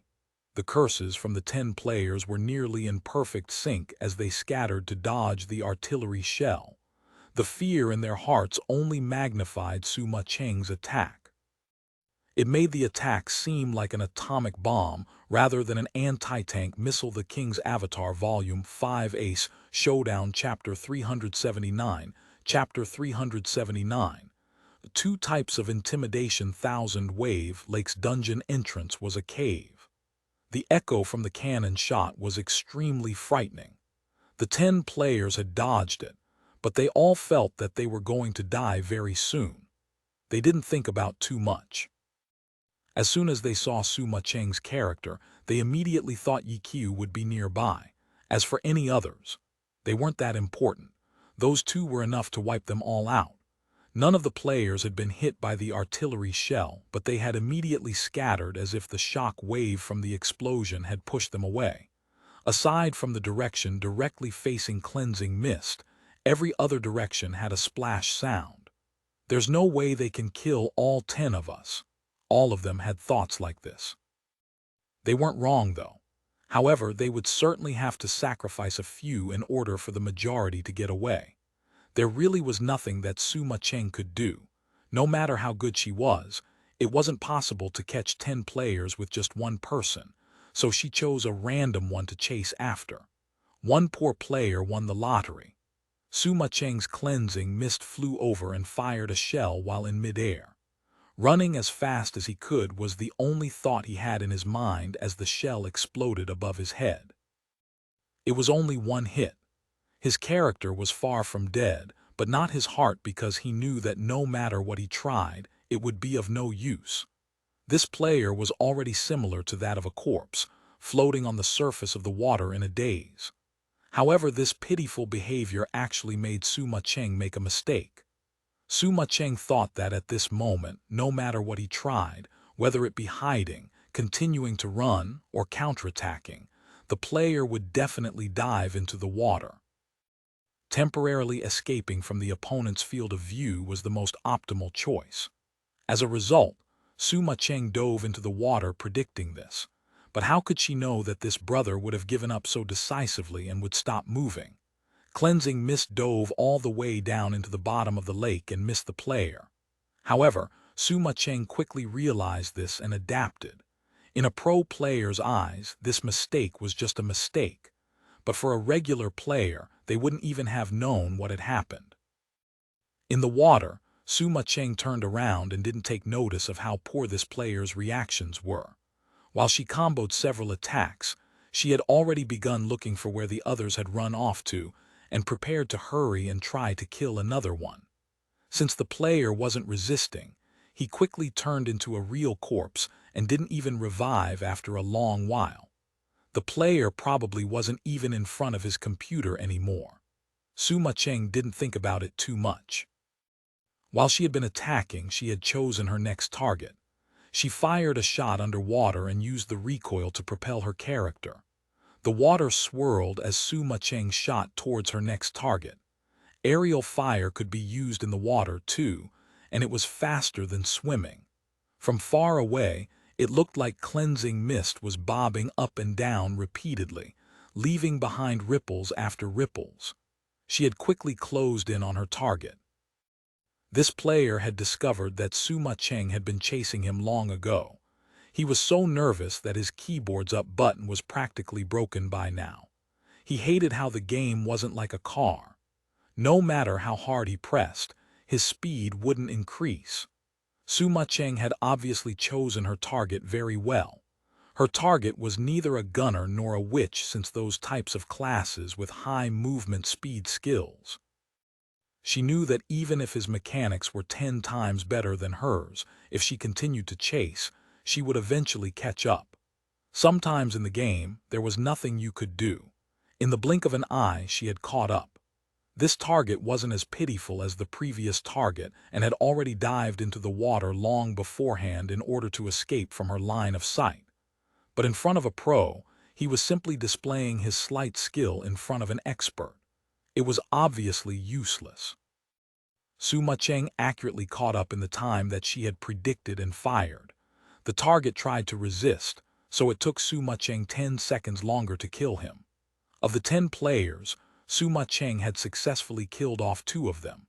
There was no longer anyone in her line of sight, but Sima Cheng still went towards a direction to search for more.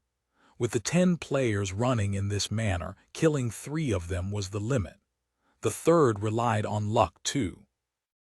Suma Cheng remembered which direction they had initially gone off to, but whether or not the player changed directions midway was something that she had no way of knowing. After all, quite some time had passed since they had scattered.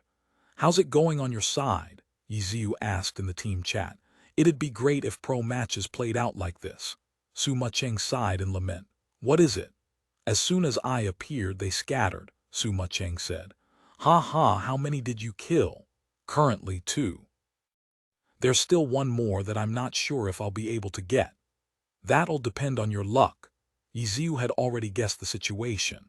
"Yeah, what about you guys?" Suma Cheng asked. "I've got nothing here," Ye Xiu sighed. "Nothing here either," Horse Shooter said. "None," Tang Ru said. "None." Thousand Creations was the same. Because Glory had so many players, characters couldn't pass through one another, which was why dungeon entrances were often packed with players. One entrance wasn't enough for everyone. As a result, no matter which leveling area it was, there would always be several dungeon entrances. In Thousand Waves Lake, one dungeon entrance was an island. Suma Cheng encountering 2 teams was already extremely lucky. In comparison, not finding anyone was even more likely. "It seems like it's about time." Thousand Creations looked at the times that Ye Xiu had calculated. "That's just in theory, though. It's not that rigid in reality, so we can afford to wait a few more minutes." Ye Xiu replied. "Got it. I still remember where a few of them were heading. Do you guys want to try and stop them?" Suma Cheng asked. "I'll go then," Ye Xiu replied. Finding them would require going into the water. Only he could do that. For the others, it was hard to say whether they would win or lose. "Oh, I have some here," Tang Ru suddenly said excitedly.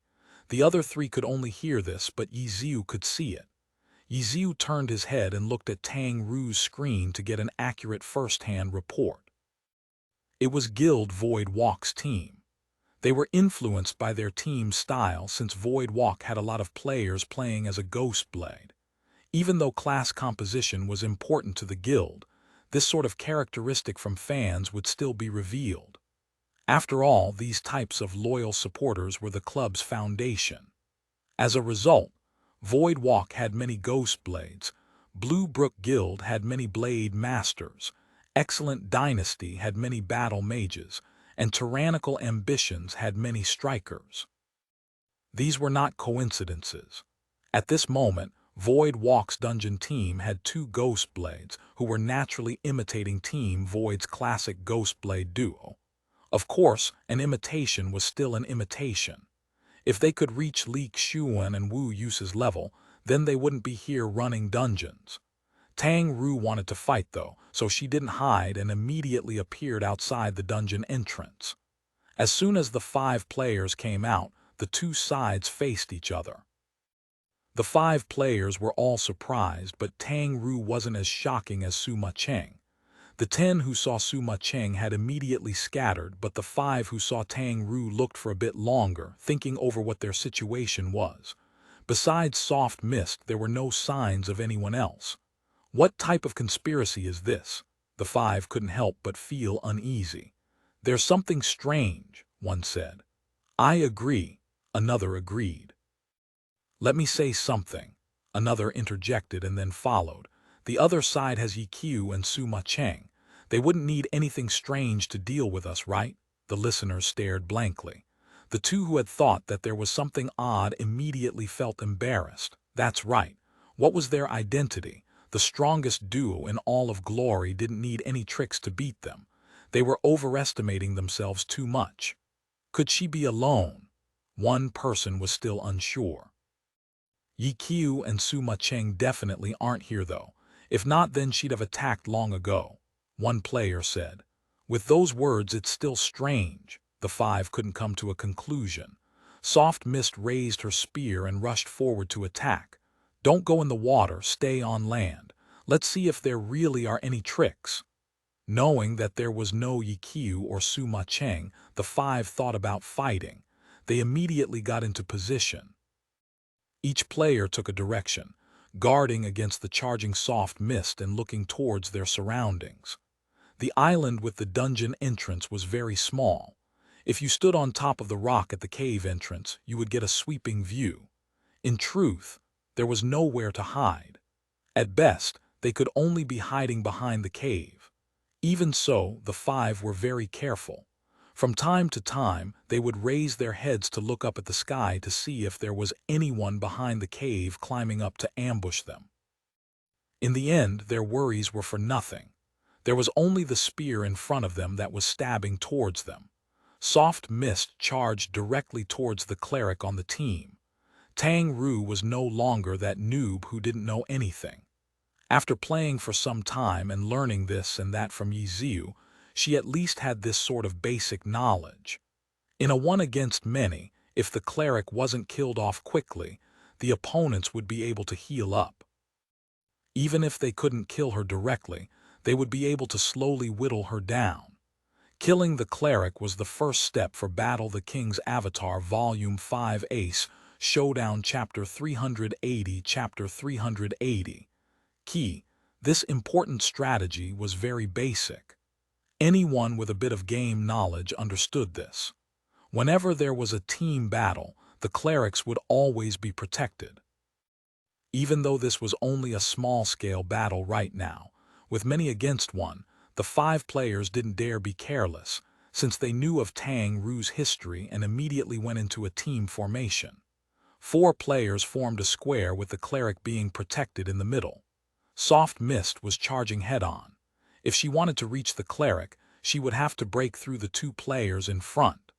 One of these 2 players was a ghost blade, while the other was a knight. The guild's elite team coordinated well together. The knight moved forward with his shield raised to meet the attacker. The ghost blade stayed behind and sent up a ghost boundary. Apart from reducing damage, the shield was also important for reducing effects from attacks. For example, the battle mage's falling flower palm was a blow-away attack that would cause the player hit by it to be sent flying and knocked down to the ground. However, if the palm hit a shield, the blow-away effect wouldn't appear, and instead it would be reduced to a knockback. The character would be forced back a few steps, but he wouldn't be knocked down to the ground. This sort of basic knowledge was something that Tang Ru already knew, but she still sent out a falling flower palm as if she didn't know this, and it hit the knight's shield. With the shield protecting the body and a cleric to heal, the knight ignored the hit. After being hit by the falling flower palm and staggering backwards, the ghost blade had to dodge. Crashing into each other would at least interrupt his ghost boundaries cast. This slight dodge forced him away from the knight's protection range and caused a slight change in position. A cold light slashed across. The ghost blade was caught unprepared and was flung into the sky. The ghost blade hastily adjusted his camera and saw Soft Mist stand up from a crouching position. Her position was extremely brazen. She was actually right next to the knight's shield. After pushing the knight back with a falling flower palm, she rolled forward to stay close and seized an opening that wouldn't have been considered one to a normal player. "Shield attack," the ghost blade roared. Because he was a member of the team, he knew that when knights had a shield, it was true that the larger the surface of the shield, the better the protection. However, if it was too large, the shield might obstruct his line of sight. His teammate knight's maple leaf shield had an extremely large surface. In a dungeon, knights loved to use this type of huge shield. However, in a PvP battle with many variations, knights had to be careful when choosing a shield. The best examples could be seen in the pro scene. The self-made shields in the pro scene were never large because large shields weren't suitable. Right now, this knight had suffered from his large shield. Soft Mist's roll had been very precise. She didn't bump into him and used the shield as a cover to stick close to the knight without him knowing. The ghost blade in midair saw this and naturally gave a warning that knight hadn't completely realized the situation. But when he heard his brother shouting, he didn't hesitate and immediately slammed his shield forward with a shield attack. However, Soft Mist had already rolled to the side. She stabbed forward with her spear and pierced through the ghost blade. Targets stabbed in the air would be blown away a bit. The ghost blade was sent flying by the attack to the others, who were still studying whether there was someone waiting to ambush them in the cave. Under his warning, the brothers were able to dodge this human meat bag. Tang Ru ignored them. With just a few moves, she had circled around one of the two characters in front and sent the other one flying away. The cleric that had originally been protected was now completely exposed. Clerics weren't so powerless that they had no means of surviving in battle. However, he was still too slow compared to Tang Ru. Tang Ru's fingers flew across the keyboard. The spear in Soft Mist's hand danced around, sticking to the cleric. Ye Xiu also felt very gratified seeing this. There was finally some skill in her moves. She at least understood how to link her normal attacks and skills together. For players with fast hand speed like Tang Ru, these types of combo fighting styles should be better. Void Walk's 5-player team consisted of 2 Ghost Blades, 1 Knight, 1 Cleric, and 1 Elementalist. The 2 Ghost Blades were completely imitating Team Void's Ghost Blade duo. One was a phantom demon, while the other was a hybrid.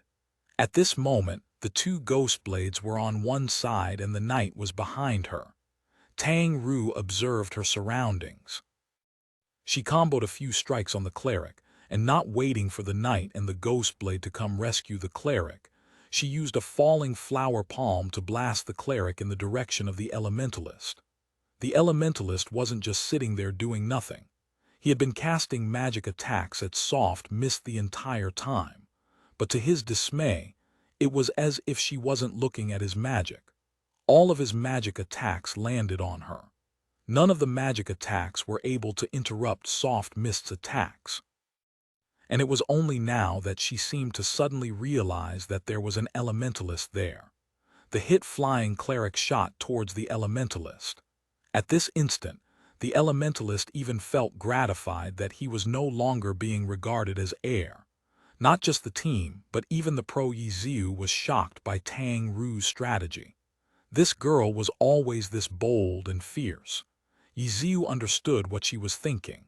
She wanted to take down the Cleric at all costs. This was because she believed firmly that if she couldn't take down the Cleric, her efforts would be for nothing. The Cleric was flying towards the Elementalist, who obviously avoided him. At this moment, Tang Ru's Soft Mist already had all of her chasers buffing her, and she quickly chased after them. Elementalists didn't have much close combat ability. He immediately cast an ice wall in order to try and block her. In the end, Soft Mist went directly towards the ice wall. She didn't feel that it was a pity using her hard-to-come-by chasers on the ice wall. The ice wall shattered in the blink of an eye, causing the Elementalist to go wide-eyed in shock. He couldn't tell if this was being quick, being fierce, or both. Soft Mist dashed through the shattered ice wall. It was already too late for the Elementalist to widen the distance.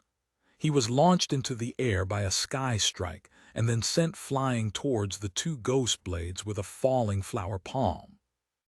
Ye Xiu was still watching on the side.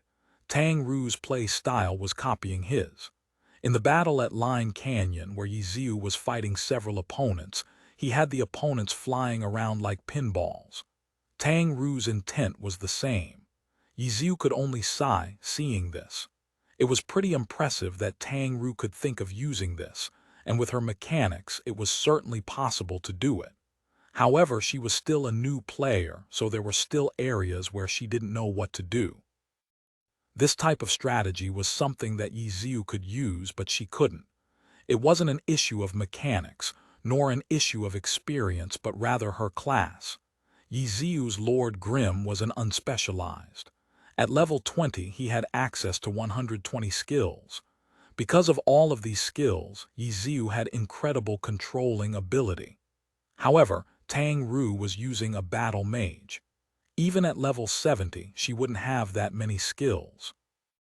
In other words, that type of control over the field by Ye Xiu couldn't be done in any normal circumstance. In order to copy his strategy, besides unspecialized players, It could only be done with several players. Only several players could have enough skills to create such a pinball scenario. Tang Ru wanted to do it with just her alone. She would soon discover the problem. She didn't have enough skills to use. That's no good. Ye Xiu had seen the problem and he would not point it out, so he went up to tell Tang Ru. What? Tang Ru was too busy to turn her head. You can't control the field like this. You don't have enough skills to use. Plus, if you keep on spamming your skills, you'll run out of mana, Ye Xiu said. Then I'll just kill however many I can kill, Tang Ru said. Huh? Ye Xiu stared blankly. This sort of compromise didn't seem like this sister's style. When did such a sudden change happen? I'll just do my best, Tang Ru said. Ye Xiu began to sweat. Sure enough, this sister continued to fight with everything she had. The elementalist transformed into a missile as Tang Ru pounced towards the cleric again. Void Walk's team completely saw through Tang Ru's intent. Their team's leader was the knight. Seeing this, he suddenly shouted, "Into the water!" Water. This word had left a deep mark in the elite's hearts. They hadn't thought that they were that bad in the water, or at least so much so that 2 players were enough to wipe out dozens of them. She can't water. The knight couldn't find the right words to use. For a successful team, listening to the shot caller was very important. Even though the cleric's mind was still in a mess, he still heard his captain's orders. He hastily sprinted towards the water as soft mist chased after him. Tang Ru didn't think that her opponents would have realized what her big weakness was. The water. She really couldn't do anything in the water. She was fast enough to catch up and stop the cleric from entering the water. But if she did that, the others would be able to catch up to the cleric, and the distance that she had taken great efforts to widen would be gone. Rotate. At this moment, a calm voice suddenly sounded out. Tang Ru was startled for a bit, but she quickly understood. She sprinted to the cleric and pushed the cleric out to the side. Everyone had already understood the key to this battle. With the cleric sent flying to the side, they went a chase after him. However, the battle mage had the speed advantage with the chasers and was faster than them. When the cleric climbed back up, he was still thinking of going into the water, but soft mist had already arrived. Her falling flower palm was still on cooldown, so she used a sky strike into a dragon tooth instead to send the cleric flying. If you calculate the direction and distance well enough, you can do it so that the others won't be able to catch up. Ye Xiu said the King's Avatar Volume 5 Ace Showdown.